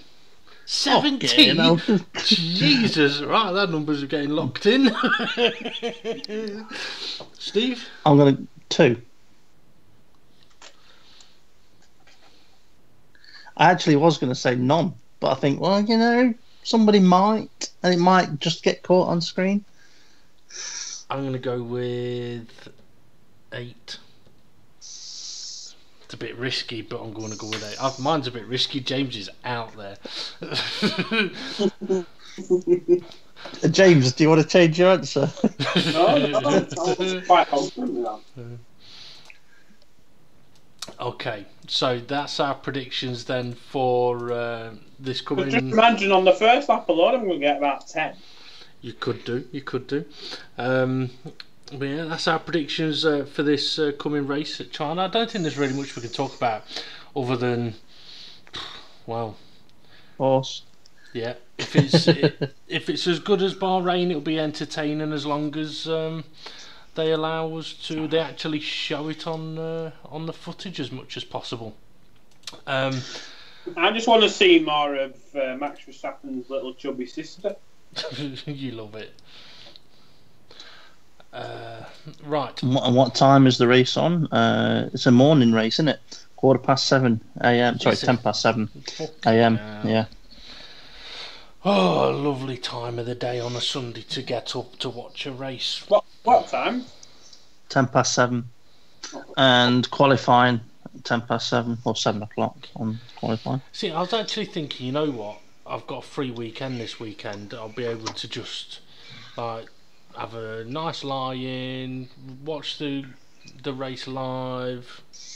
But no, if it's on at that time of the day, I'll probably be watching a replay again. So 3 races in, 3 replays. I don't know.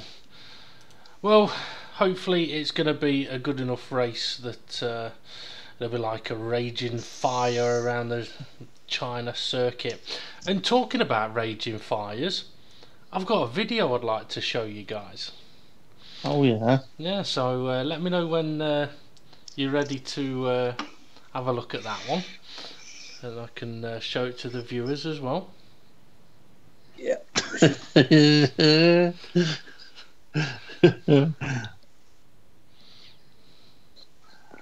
I'm ready when James is. Hang on, it's loading. Oh, hang on. Right, I'm ready. Okay, so yeah, hopefully there'll be a fire on the racetrack next week. Hopefully not a fire like this one. So I'm going to hit play in 3, 2, 1, go! Carelessness and cannabis triggered a house fire in San Diego. When firefighters put out the flames, they discovered an elaborate pot-growing operation there in the garage. Firefighters say some of those marijuana plants did burn. They also say one person was treated for smoke inhalation. I inhaled so much smoke.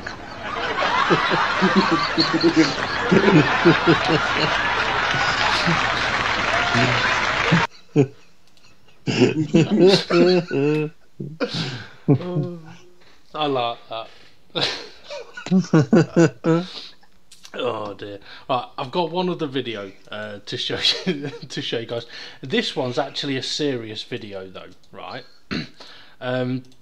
It's something that I saw on Facebook, and seeing as Steve's done his video like how a man finds out how his children learn about life, I found this video. And Steve, I want you to imagine when you watch this video, think about the fact of having children, right? So if you were able to have this, would it be good with the fact that you've got kids? So I'll send you that.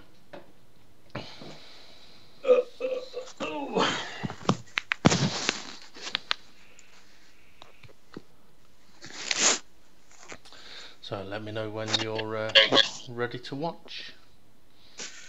Hang on.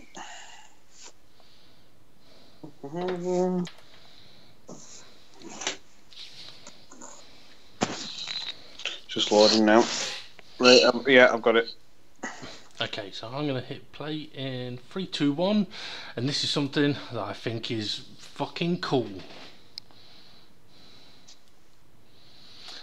So imagine wanting a pool in your garden. If you got kids, having a pool where you can change the height, the depth.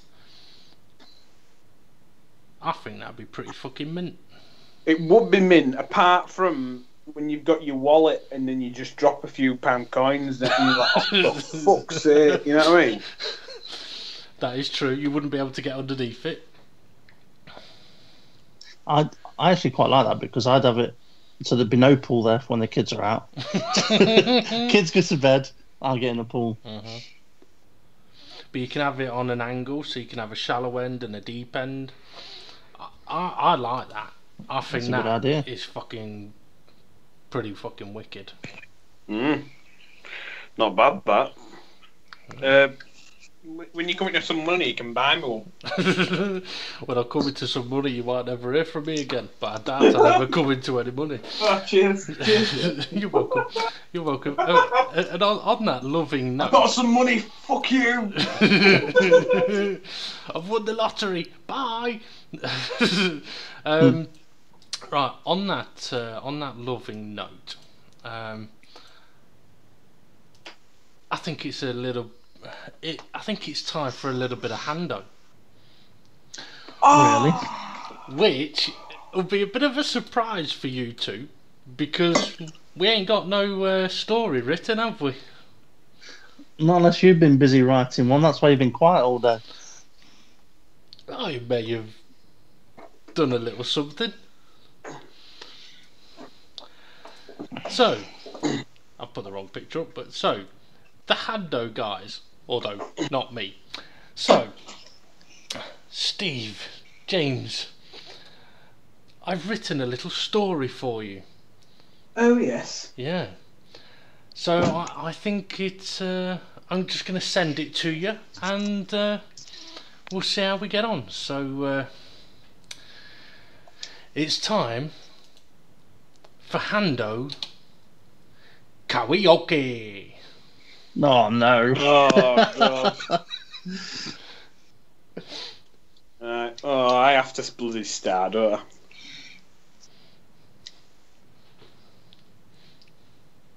They told him, don't you ever come round here. They don't want to see your face anymore. You better disappear. My mother said what I should never play with naughty woo girls. in a wood. They giggling talk like giggling talk I could never understood. I can't understand you, Steve. I can't understand you. That's why I fell in love with my right hand. The fires in their eyes and their words are really clear. So beat it, just beat it.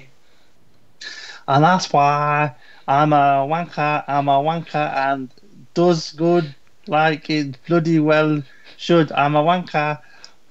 I'm a wanker. I'm always pulling my pod. You better run, you better do what you can. Don't wanna see no blood, don't be a macho man. I don't know where the fuck I'm from. You wanna be tough, but do what you can, so beat it. But you wanna be bad. I was 25 years old before I kissed, and then I found guy preferred a one swift from the wrist. Just beat it, beat it, beat it. I'm pretty sure it's only beat it twice, but anyway, we'll do it 4 times. Beat it. No one wants to be defeated. Showing how funky, strong in your fight. It doesn't matter who's wrong or right. Beat it. It's cheap and convenient, and you can't catch VD. It's available at any time. It's absolutely free. Just beat it. Beat it. How come fucking Dave ain't got any fucking singing lines? Beat it. That's why I'm a wanker. I'm a wanker. Oh, Mrs. Palm. And your 5 lovely daughters. Thank you for having me and being so kind. Sorry, that's so different. I got pains in my arm and my donkey's growing shorter. My knees have turned to water and I think I'm going blind. There to get you better leave while you can. Don't wanna be a boy, wanna be a Chinese man or Japanese man. You wanna stay alive. Better do what you can. So beat it. Just beat it. I've wanked over Italy, I've wanked over Spain. I've wanked in an omnibus. I've even had a wank in a train. You have to show them that you're really not scared. You're playing with your lad, they no tour there. They kick you, they beat you, they tell you it's fair. So beat it. But you wanna be bad. I've used the butter and the lemon and the cat and inflatable Linda Lovelace and David Crockett hat. Just beat it. Beat it. No one wants to be defeated. Show it how funky. Show it it's not fight. It doesn't matter who's wrong or right. Beat it. And that's why I'm a wanker. I'm a wanker and it does me good like it bloody well should. I'm a wanker. I can't tell it Indian here. I'm a wanker. I'm a wanker. I'm always pulling my pole. Where's my wanking sock? Well done to the both of you. I think Jamie wins that race. Place your bets now. Steve, what's the name of the song you're singing? No fucking clue. I had no clue either. I never heard it. Really? It's a very famous song. It was sung by George Formby and it called I'm a Wanker. And it goes like I'm a wanker, I'm a wanker, and it does me good like a bloody well should. I'm a wanker, I'm a wanker, and I'm always pulling my pud. I would have never got that. I'm very impressed with your singing, James. I wonder what the fuck Vicky think you've been doing. Oh, she knows how crazy I am. Anyway, it did remind me of a song from Dennis Leary. Oh, A-S-S, H-O-L-E. I know I listened to that earlier, but you didn't know word with the lyric. Why, if James no, I'll share it with James, yeah? I've been singing to French Toast this week. Oh. I've been singing him. Been telling him we're gonna be the leaders. We the leaders of the gang. The leaders of the gang we are. Did you also cover him in Le Pac? I says, you wanna be in my gang, man. You wanna be in my gang. You do this, B. Oh, yeah. You wanna be in my gang, my gang, my gang. Wanna be in my gang. Oh, no. Hondo the leader, Hondo the leader. Hondo the leader of the gang in 2050. Oh. Our new sponsor is Gary Glitter. Oh, fucking no. It's okay. Life's cheap over here in China. Oh, I mean Japan. Oh, that's why we got young driver Pierre Gasly. Yeah, he's life cheap. But he's good driver. Brendan better watch out, because Gary Glitter, he gonna change up that lineup, gonna get some new fresh meat in there. I like the way your accent has gone from Chinese to Japanese to Frenchy Mexican. Oh, I tell you, I just love her. I've got to say, we've done a really bang-up job this week. I gotta say, imagine if we'd been in McLaren, we could have won that race. Oh, I don't know. Fernando Alonso, he would not want to go very fast. He do not like the handle power. I think what it is our engine can actually breathe this year, whereas the past 3 years, McLaren only have aero ducts they're as big as a cup. Aero ducts like a duck's ass. Very tight. How do you know? That's what we got that quote from Guaruntee. I wanna know how you know how tight is a duck's ass. Cause it let no water in. That's a good point. If it did, then the duck would sink. Yeah. You'd have a submarine duck. Submarine duck. It would not be a crispy flying duck. It'd be very wet. It'd be soggy. Soggy bottle duck. It'd be very wet. I got to say, I'm very impressed with James's singing ability.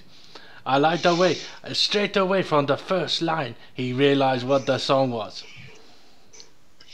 Yeah, it would help if I knew the song. I'm just glad I didn't get Steve's song. I would have never got it. Well, I did listen. I had to listen to. I tried to find the song that Steve has sent to you, the Dennis Leary song. I spent 20 minutes looking on YouTube for Kevin Bacon songs. Kevin Bacon song? You should have just done Footloose. Surprisingly, Kevin Bacon actually has a lot of songs. Oh no! Oh yeah. By the way, how did you get on making the Teletubby bread? Oh, it must be good. I had no complaints. That's when you know it's good. Oh, it's very bad as she did. That's why no complaints. See, we haven't had any complaints from French Toast.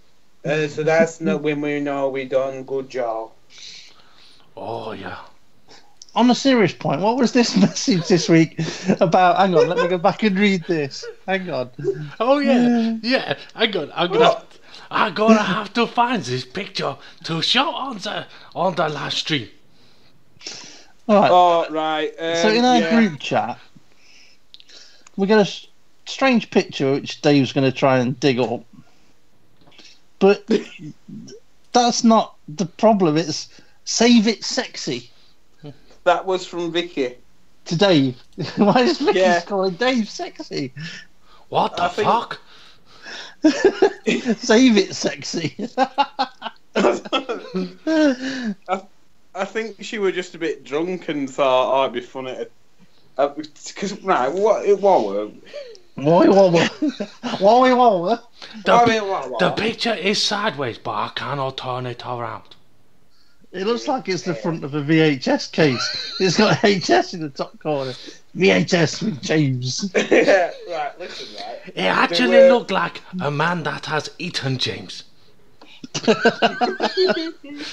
Right, well, this is it, right? We went to this wedding on Saturday.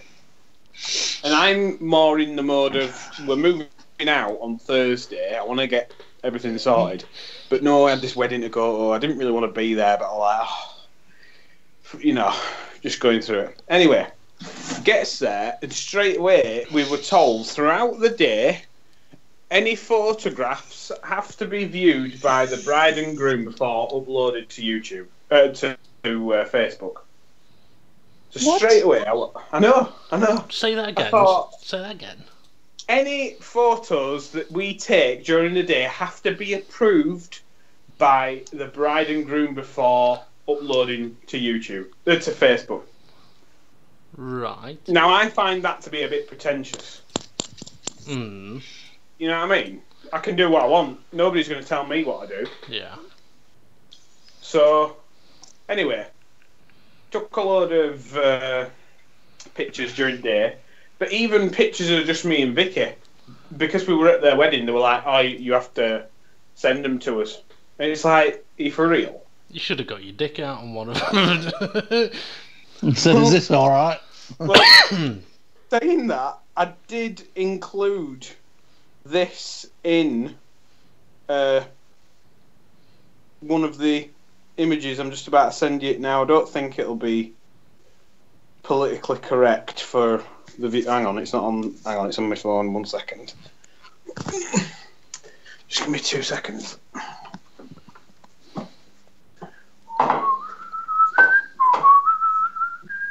Oh, I've got glary glitter in my head.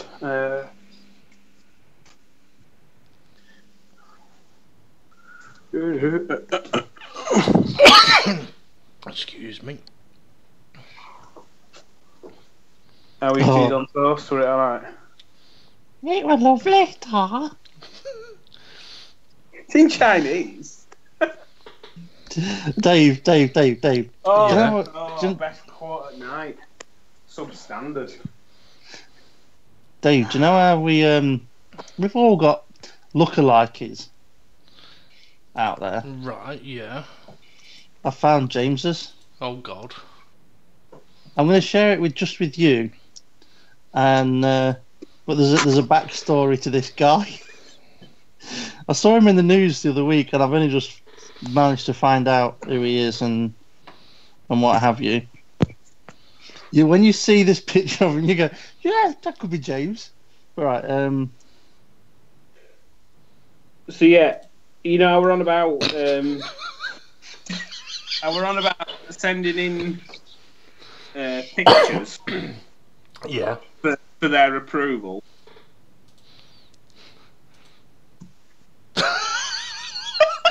I submitted this. That's not you, is it?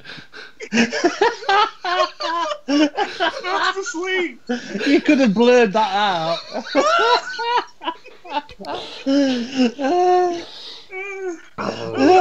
Like Jesus. I'm sending that to Claire. I just don't imagine him like skimming through pictures and coming across that. Do you want to approve that? Well, what happens if you get a message back saying we do not approve of this picture?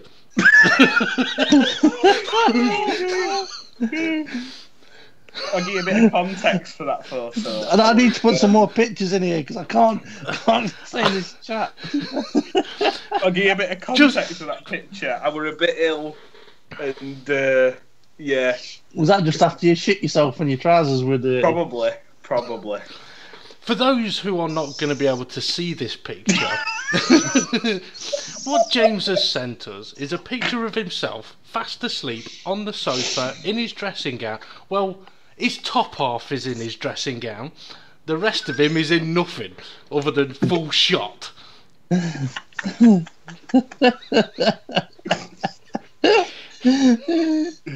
Oh, Claire's replied, "Who's that?"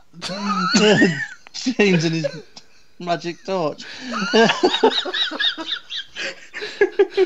Hang on a minute. Right.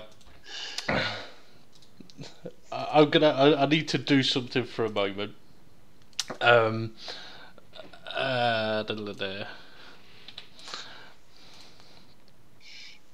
Oh, it means I'm gonna have to download. I'm gonna have to save that picture to my computer. Yeah, it'll be a drunk shred and it'll be like... Oh, I've had to click on it and it's enlarged the picture.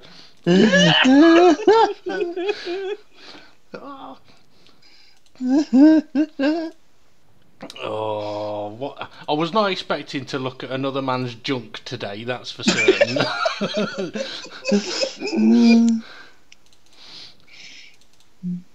Look quite like Obi-Wan Kenobi, I think. He's dropped his lightsaber.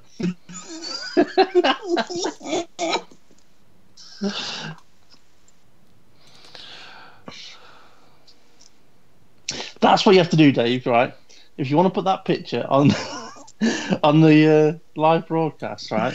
You've got to superimpose a lightsaber there. I could blur it out.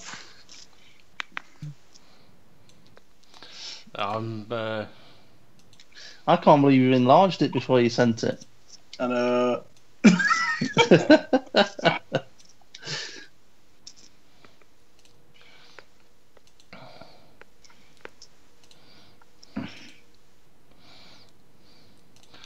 Right. I'm going to have a stream-friendly version available in a moment. But I just want to apologise to everybody.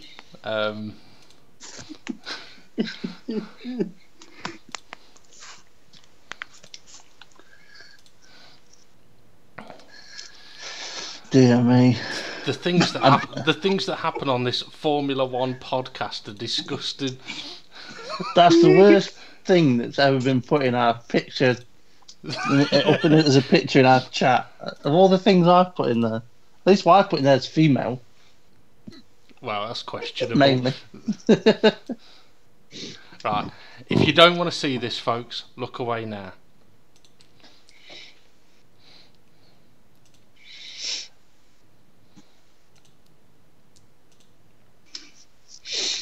I'm a few seconds behind.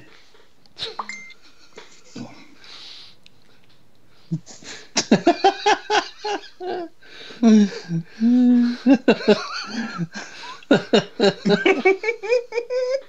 the hell's that? Is that a serial killer? He's not a serial killer. He's a British paedophile.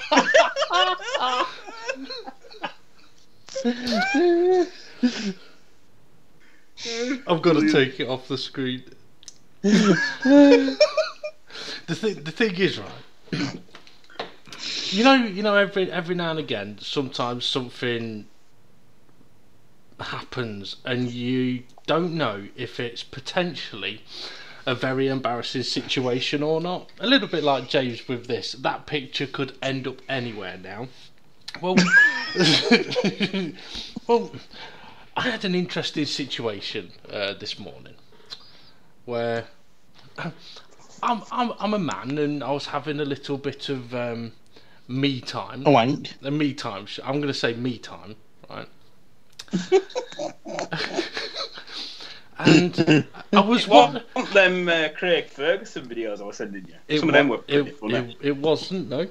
I was watching something on my phone. And you know, sometimes, I don't know if you've ever, when you're having a bit of me time and you might be watching something on your phone and then your phone rings or you get a text and it kind of kills the moment. Well, I got a phone call today, and as I'm trying to deal with that, the screen is just flashing black, and then it's flashing up, you got a call, and then it's going black. And I'm like, pressing the screen, hit answer, trying to get speaker to work. Anyway, It's a woman that I've got a meeting with next week. Not in a dating or sexual, nothing like that. It's something personal, nothing to do with anything fun. So I'm on the phone with her for a few minutes. She says, "You told me about a letter. Have you got it to hand?" I'm thinking, no. Anything you've got in your hand is not a letter. Something else. Anyway, yeah. So this telephone conversation probably goes on for about 20-30 seconds. As I end the call, the screen reappears to what I was watching before, and it's playing. And I'm like, that's not where I was up to before the phone call. She was probably listening into what was playing. That's what I was thinking. So there's half a chance that I don't know if she was hearing what the phone was playing, and I've got a meeting with this person next week. And I had to phone her back to let her know what information was on this letter. So now I've been in a situation all day where I'm like, I may have been on the phone to someone earlier today while there's sounds of porn going on in the background. No, James is too quiet at the moment. No, what it is, I've just flicked flicked a bean. No, I've just flicked on to. I signed into PlayStation Network on my phone. And I must have signed in with an old account because it's coming up as logged in as Senna Skywalker. I'm like, that's a really old account. That's before racing with you guys. And I've just got a load of random people just putting, hey, what's up? Hey, hi, you busy? Hey there. There must be some right perverts out there. Yeah. They're just like messaging random people. Yeah, that's the person that I sent you the picture of. Quite possibly. There are some oddballs. But that picture, by the way, his name's Matthew Fowler, and he's been locked up for 32 years. Jesus. I'll be locked up for 32 years if I spread that picture around, yeah.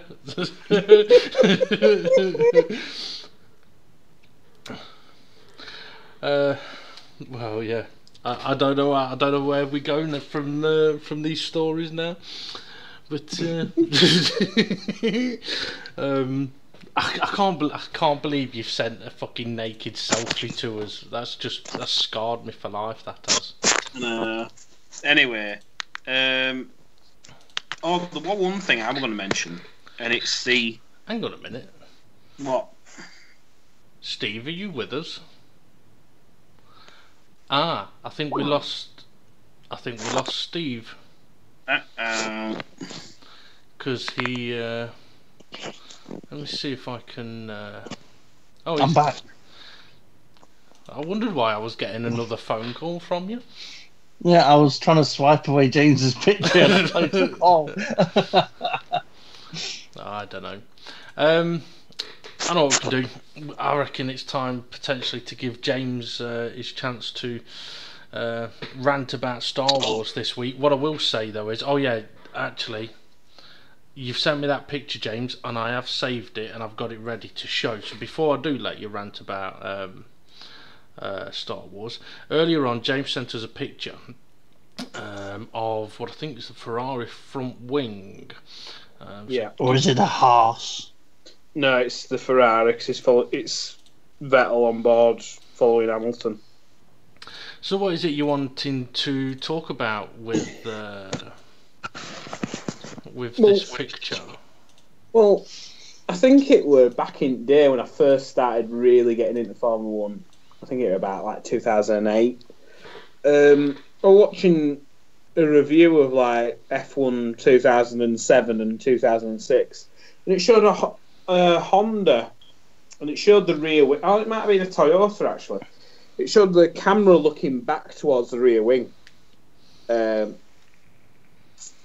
they were going, after investigations of the rear wing flexing, they were deemed to be disqualified, And I remember watching this piece of footage of it going full blast down the straight and then braking. I was expecting it to really, really flex. And I couldn't hardly see a thing move. Yeah.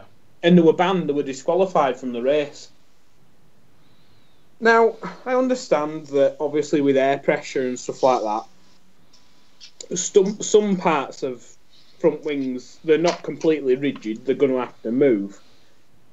But, I mean, you can see on the left there, you've got the full speed image, and through a corner, you've got the image of, down near the F1 logo I've highlighted, you can see where these multiple element razor blade parts, through a slow corner, when the air's not hitting the front wing, how high and raised the front wing is. And then once you're going in a straight line and the air pressure's hitting these elements, because there's so many of these elements and they're so thin, they're actually just bending backwards, so they're becoming less drag on a straight. Now, how is that not a moving aerodynamic part? Well, it is. Which is technically banned. Well, is it technically banned? I know that when Red Bull had their flexible front wing... Oh, that was ridiculous. Well, that's scraping on the edge of the... That was the whole wing that was flexing, and it was deemed to be flexing too much. But I don't know how legally, how much legally the winglets or these little gurney flaps or whatever you want to call them, how much they're allowed to move. I just don't understand though how in the past something moving ever so slightly would be picked up on and probably disqualified, but yet teams now are getting away with it. They're getting away with movable body parts. I think it comes down to in the regulation, by movable. Sorry, I'm looking from one screen to another, and I'm seeing James's cock. Yeah, basically.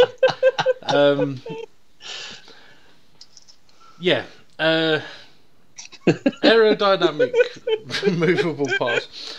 It's a little bit like, okay, if DRS was not a thing and teams had a rear wing that did what they do now, then it would be banned, because that is a sort of hinged, mechanically moving part, right?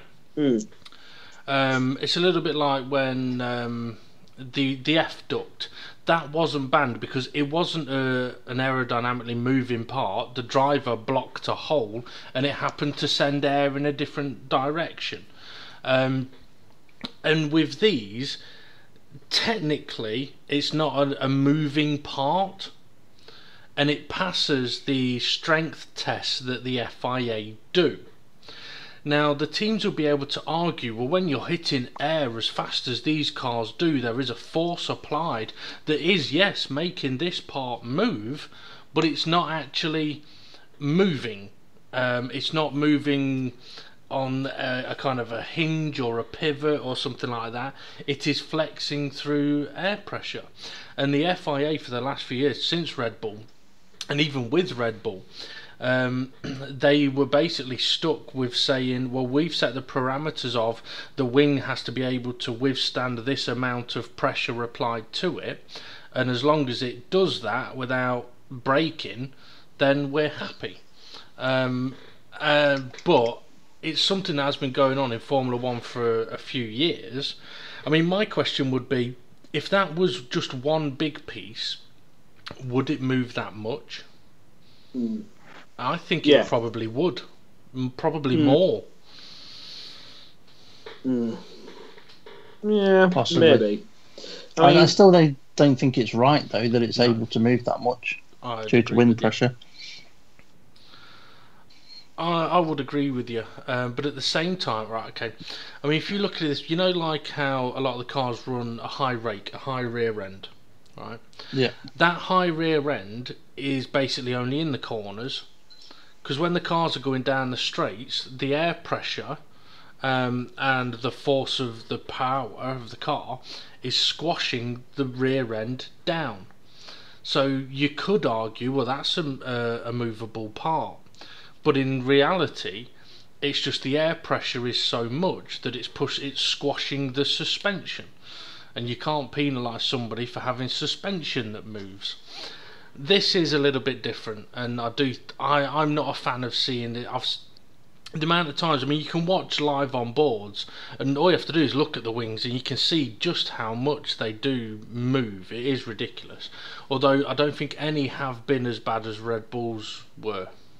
Oh yeah, them ones that Red Bull had, where it was a full wing, and you could clearly see it. As it was just, especially at Hungary, you could see it just blasting through corners left and right, and the whole end plate would be scraping on floor through corner. Yeah. And they were like, "Oh, there's no wrong with it." And they were like, "Yeah, everybody else's is like a full 5 centimetres off the ground." Yeah. It does still amaze me though. I mean, I remember seeing Lewis Hamilton doing an interview in front of one of the Mercs a few years ago now, and they were asking him how fragile the front wings are, and he just stood on it. And the interviewer was like, "Don't do that," and it's like, "Why? It's fine." And starts bouncing on it. Yeah, it starts bouncing on it. It's fine. Now, admittedly, he probably only weighs about fucking 60 kilos. But what about if you stood on these bits here that are bendy? Well, that is something that I was going to mention. Standing on the main plane is one thing. I bet you couldn't stand on these these little wings. These flexible little wings. I nearly said it, yeah. I mean, but if you think back to like 2009 with Braun, I don't remember there being like multi razor blade elements. You might have been starting to see them a bit on Red Bull, but cars like the Renault and the Braun were very solid. The Braun especially looked like a big solid piece of wood. I mean, to be fair, I'm looking at a picture of one of the Brauns now, and there are a couple of winglets, but it is basically a bottom main plane and then one solid piece behind it with a couple of additional winglets. Nowhere near as much as what you've got on the cars now. Nowhere near at all. And, well, they've got to get rid of them, haven't they? To be honest. I just think they need to literally say the percentage of the downforce you've been enjoying has been way too excessive. We're going to give you shitloads of power with a mental engine, but you're going to have 10% of the downforce. And just see what they fucking do. Yeah. Well, I'll tell you what, right? I've got a picture here that I'm going to... I'll show... Not a big fat woman, is it? Oh, no, that's from Steve. No. I don't do that kind of thing. That was just to get James out of the picture. Right, I've got a picture that I'm going to share with you two. I'll get it up on the stream as well. I'm not sure exactly what year. That's the Braun, but resprayed as the Mercedes. It's actually it probably is, yeah, because obviously Mercedes took over. Yeah, I can tell by nose that that's the Braun resprayed as a Mercedes livery. Yeah. But you look at that front wing, and okay, it's got a couple of extra winglets on the sort of the leading edge, but you got the main base plane and then the back bits, and they're just solid. Yeah, there's no bits on that where you think that if you stood on it, we're going to do that snap off. But even that to me looks proper simple. But I'd probably even say half the size of that front wing, and keep it as standard as that. I mean, I don't think they need to go as technical with them as they have done. But there we go. We don't get to make those rules, unfortunately. Right. We're just going to share a picture, actually, just to show you what I think a front wing should be. Oh, God. What? Well, when you say you're going to send a picture, I look at the chat and see the picture you'd already sent. I agree with Steve, definitely. Yeah. A modernised version of that. You can't go... If you mixed the nose off that Braun with that Tyrrell wing... Some in between them two. Yeah. and I think you'd probably get. But then again, just thinking back, previous cars, the Damon Hill Williams, I think it's a 16 FW16. That for me had the perfect front wing. Now I'll see if I can get that. Is it this image. one here? I've got a picture of it here. There you go. I've got it up already. Got the image in the chat already. Yeah. Oh yeah, it's the same one I've got here.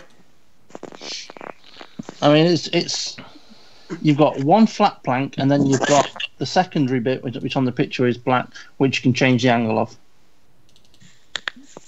Done. And if it worked back then, why won't it work now?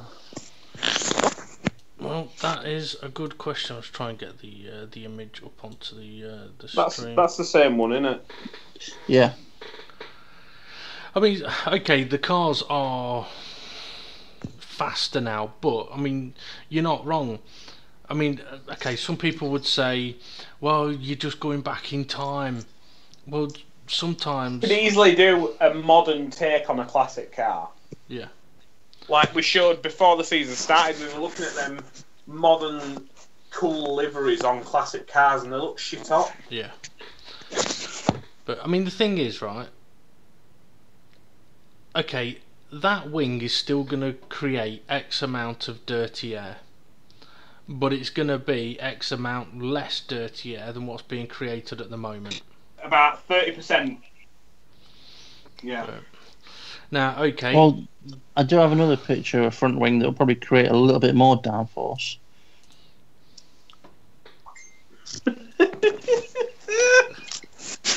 Yeah. That wouldn't create downforce, that'd just create drag. Yeah. I'd like to create some drag. They look like they've got a fair bit of downforce to me. I knew this was going filthy. Right, okay, James, Star Wars? I'll tell you what, just give me 2 seconds, I'm just going to grab a drink. If you can just do some filler for 2 minutes. Well, I watched all of the Solo trailer. What did you think? Do you know what? It wasn't as bad as what... For me, and I'm not mad on Star Wars, but I've seen them all. And I'm not a bit of a Star Wars nut like James. I actually watched the trailer and thought, I'll give that a watch. That's exactly what I thought. I watched it and thought, okay, there's a couple of bits of this I'm not so sure about. I noticed the Millennium Falcon looks a bit different. Yeah, because it's not got the cargo bay front hatch. It's got the additional bit on the front where it pushes the cargo along. Yeah. So it's got the additional... But... This is what's stupid, right? It's got streamlined front end on it. So what? There's no air pressure in space. That is true. That is a good point. But I did watch the trailer and I did get a little bit of hair standing up on the back of my neck, and I was like, I'm liking this. It looks like it's got a bit of comedy. When he said, I've got a good feeling about this. He said, I've got a bad feeling about this. I think for me it was when he says to Chewie, he says, have you ever flown before? Like, you're 194 years old. Yeah. But no, we'll have to ask James how old is Chewbacca. Yeah. We will if he's not been listening. But no, I'll Google it quick to get it up to date age. I like the look of the trailer. I did. I think, given the reaction to Episode 8, they can't afford to make shit Star Wars films. So no. I don't think any future films are going to be bad. Now, okay, the trailer may give away all of the best bits of the film, but I don't know. But it has made me think, you know what, I look forward to watching that. And I've got the answer. But seeing as we've talked about Star Wars now, have you seen the trailer of a film called The Meg? Nope. Meg? The Meg. Oh, is it about... As in the Megalodon? Megalodon, yeah. It's a Jason Statham film, he's in it. There's a really good bit because I saw a trailer today, and there's someone, like one of the characters says, he looks like something like he looks like he could save the day and be a hero, but his attitude fucking stinks.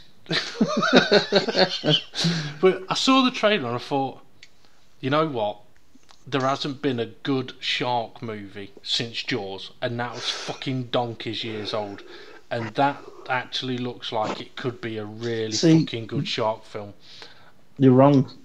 The sequel to Jaws was the next best shark film since Jaws. When I watched the making of Jaws 2, it did make me think, maybe I should go back and watch that.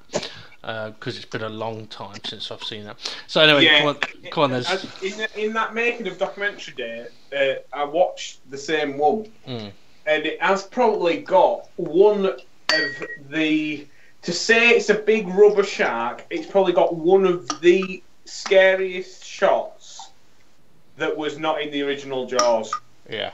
Is that you having a shit, Steve? No, it's me pouring the rest of my Coca-Cola into my pint glass. I've never known Coca-Cola come in a can so big it could fill a pint glass a couple of times. Sorry, half pint glass. Yeah. So yeah, there's a shot, and I'll always remember it because even as a kid, I'm like, bloody hell, that's. And even the director says that shot is pretty shit hot. And it's where there's a girl. The little boy's falling in the water. This is in Jaws 2. Little boy's falling in water, and this young girl jumps in, pushes the boy onto the top the capsized boat, and she's trying to get up, and she even says, "I can't get up." And the shot is of the shark literally just rearing its head under the water, so the water's sort of disguising that it's a fake shark. Yeah. So you're sort of not able to fully see the shark. And then the next shot is from behind the shark, and the head just goes up and grabs it. And as it goes up to grab it, the thing that sells it is she gets pulled under by two divers underwater. Yeah. And I tell you, that shot, there's just something about it where I'm like, fucking it. Every single time I see it, I'm like, that is fucking brilliant. Yeah. I mean, it did make me think I want to go back and watch it. Anyway, James, Steve's got a question for you. Oh, yeah. How old is Chewbacca? In which film? Today. Today? Yeah. Oh, what, in episode 8? No. How old would he be today? Are we on about Peter Mayhew? No. Chewbacca. I don't know what you mean. How old will he be today? Oh, dear me. Well, if you know how old he was in one of the films, and one of the films was made so many years ago, how old would he be today? Well, in 1977, I think he were about 200 years old. So add 40 on that, so about 200. If he was around today, it'd be about 240 years old. 234. Oh, that's a good. So, how old would he be then in the Solo movie? The Solo movie's set about 10 years before episode 4. I'd say about.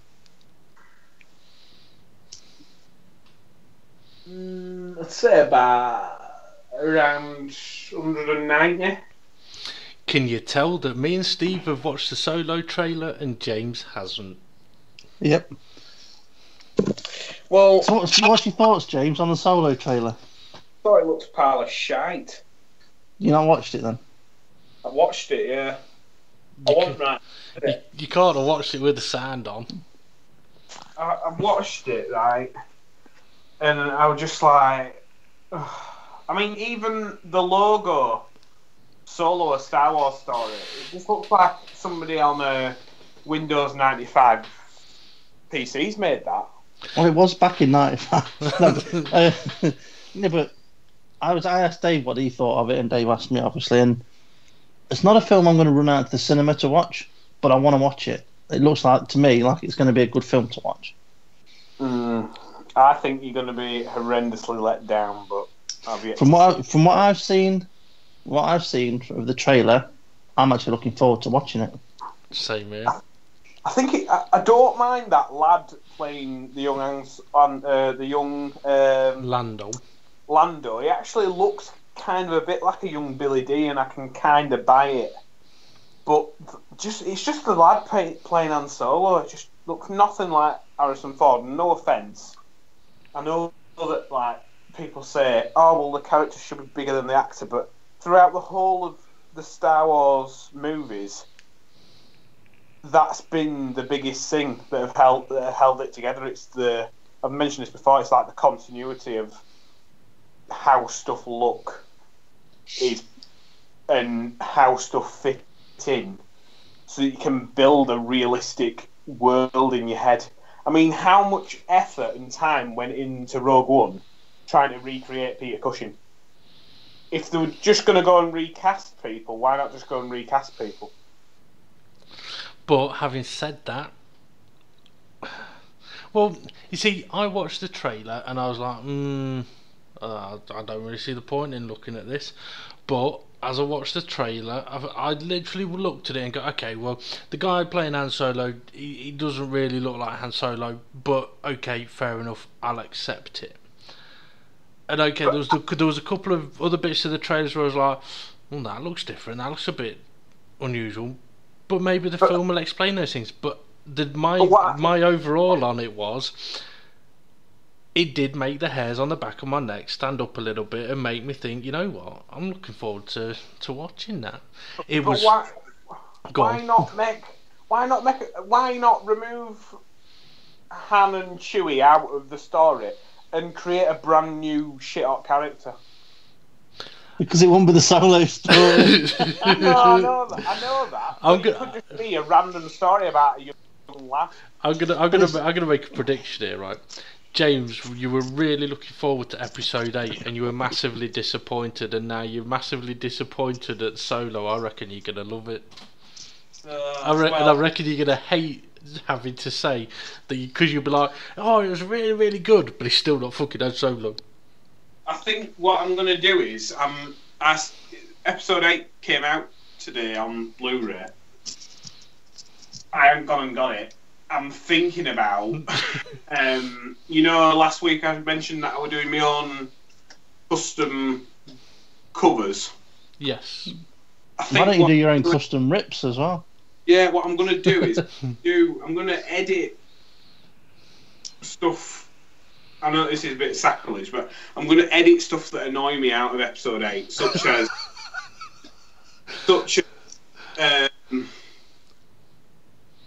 I'm not kidding. I don't know if you remember in episode 8, that General Hux, the ginger one.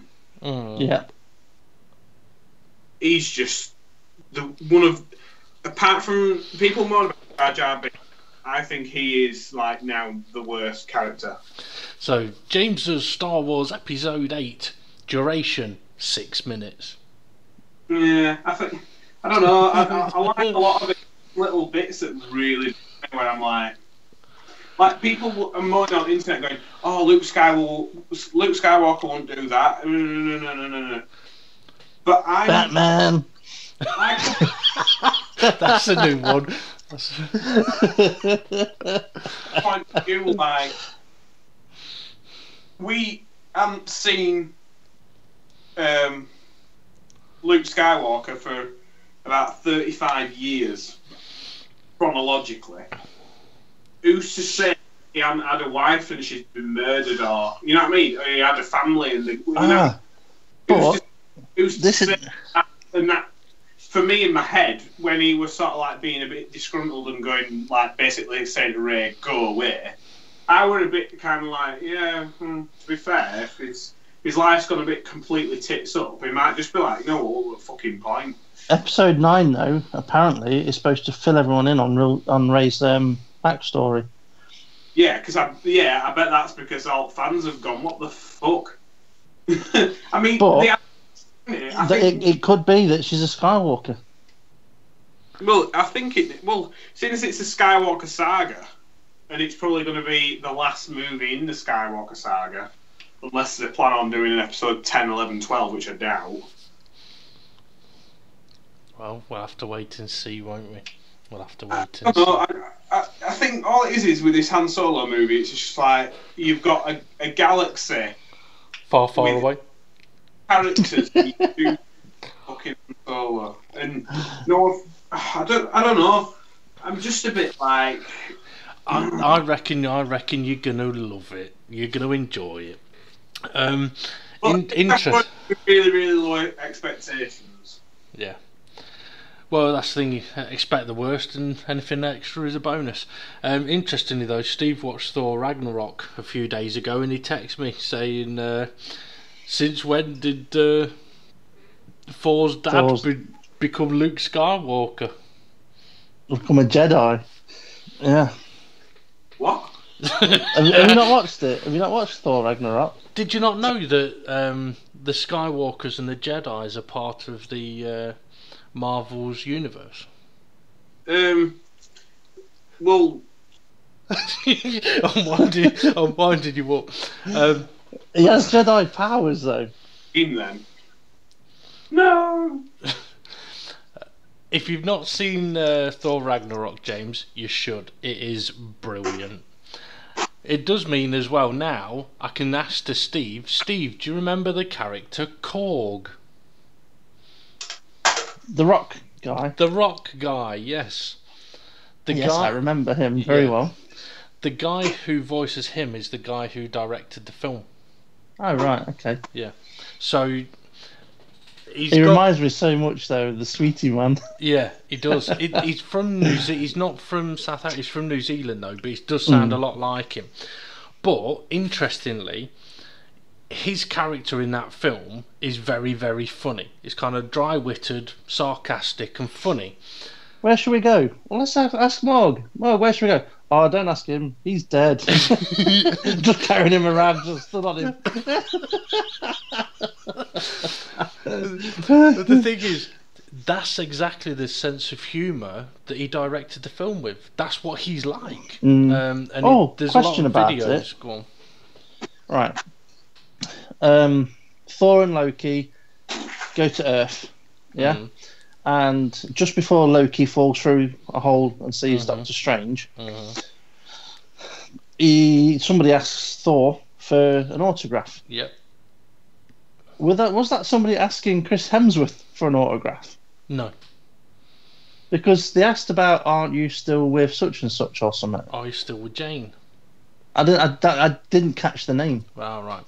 No, they're getting Thor's autograph because Thor is famous after the big battles, and asking if he's still with Jane because obviously she's been cut from the movies.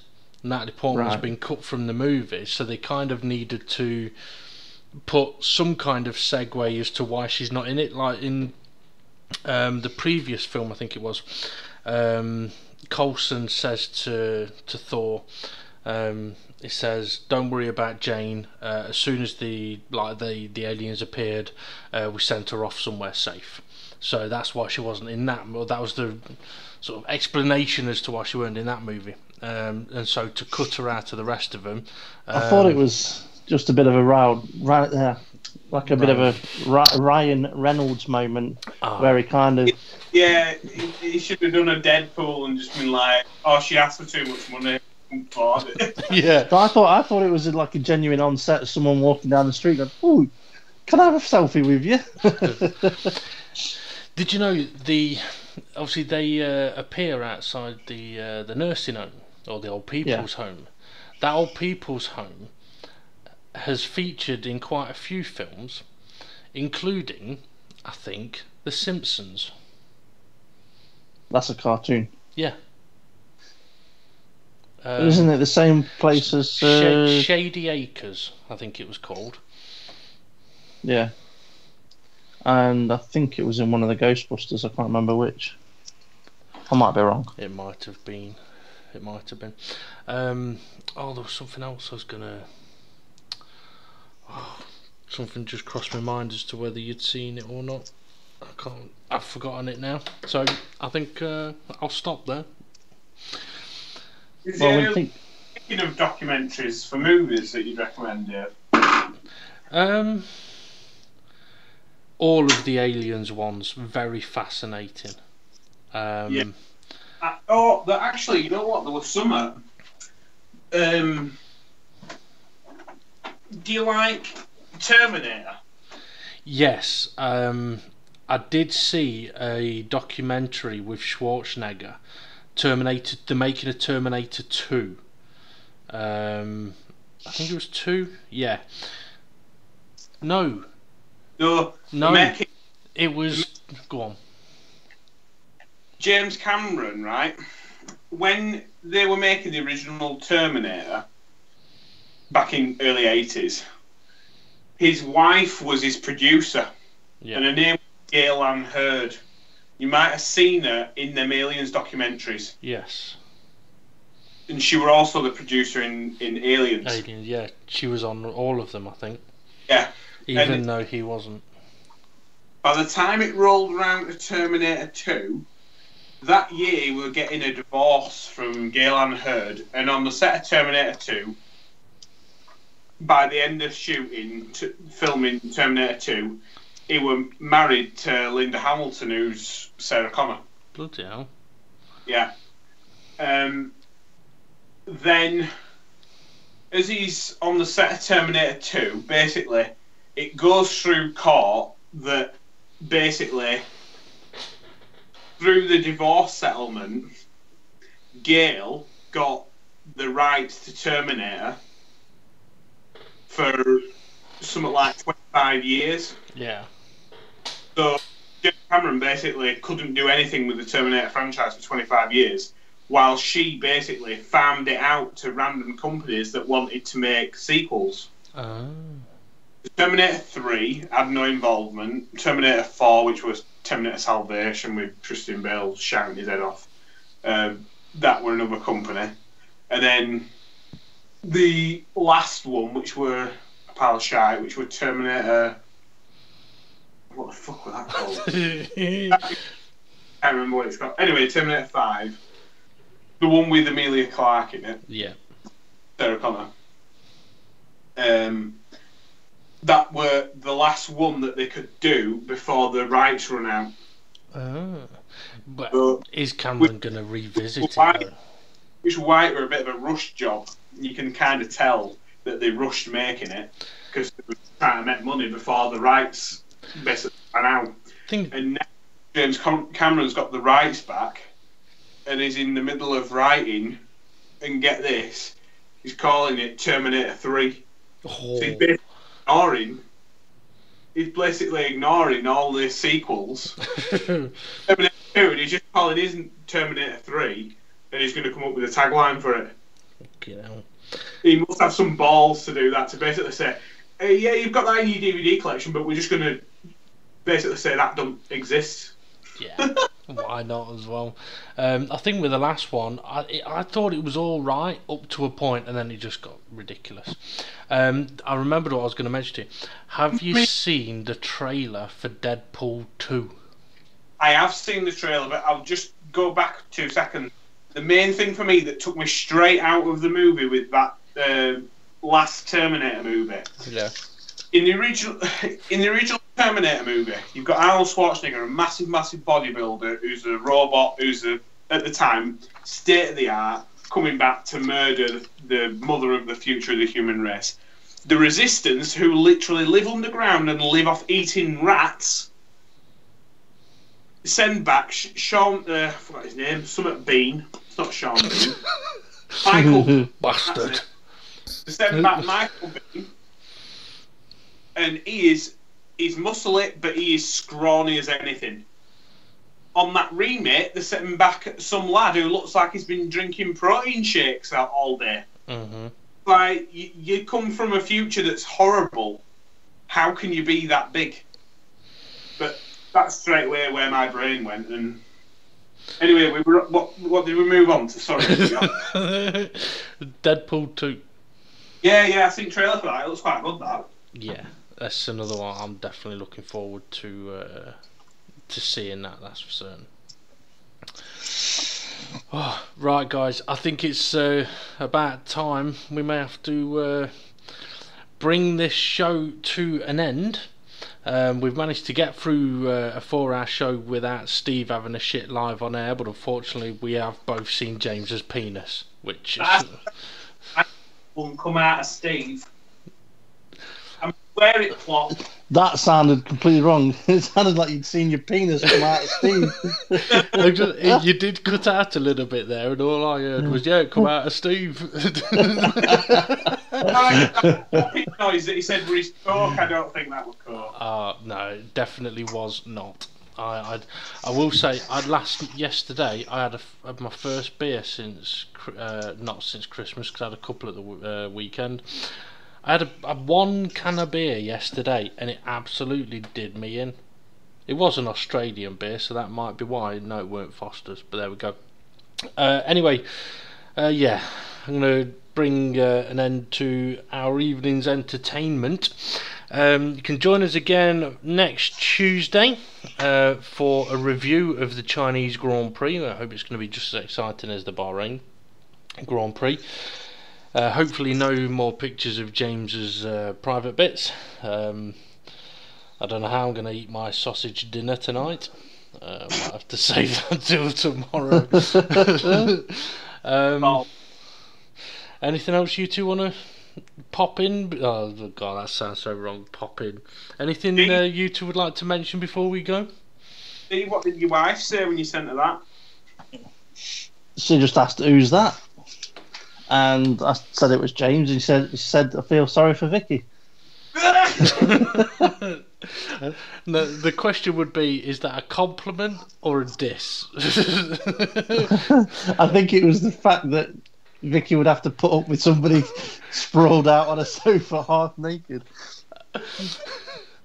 The thing is though, that's the mental. As a man, walking in and finding your partner asleep half naked, you'd be like, I wonder if she'd mind. The female of the species would walk in and go, fucking dirty pig. Yeah, Vicky must have thought, I'll take a picture of that. Yeah.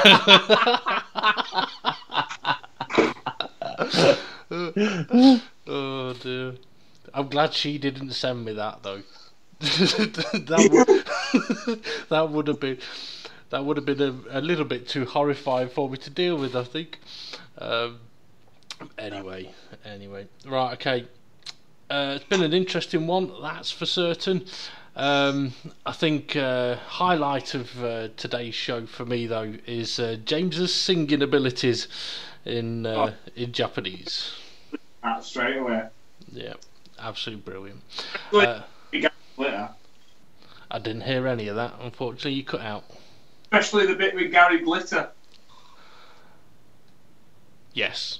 I'm just going to say yes. I don't know what the fuck you're on about, but yes. On the beat leaders. Ah, yes. Yeah, I remember now.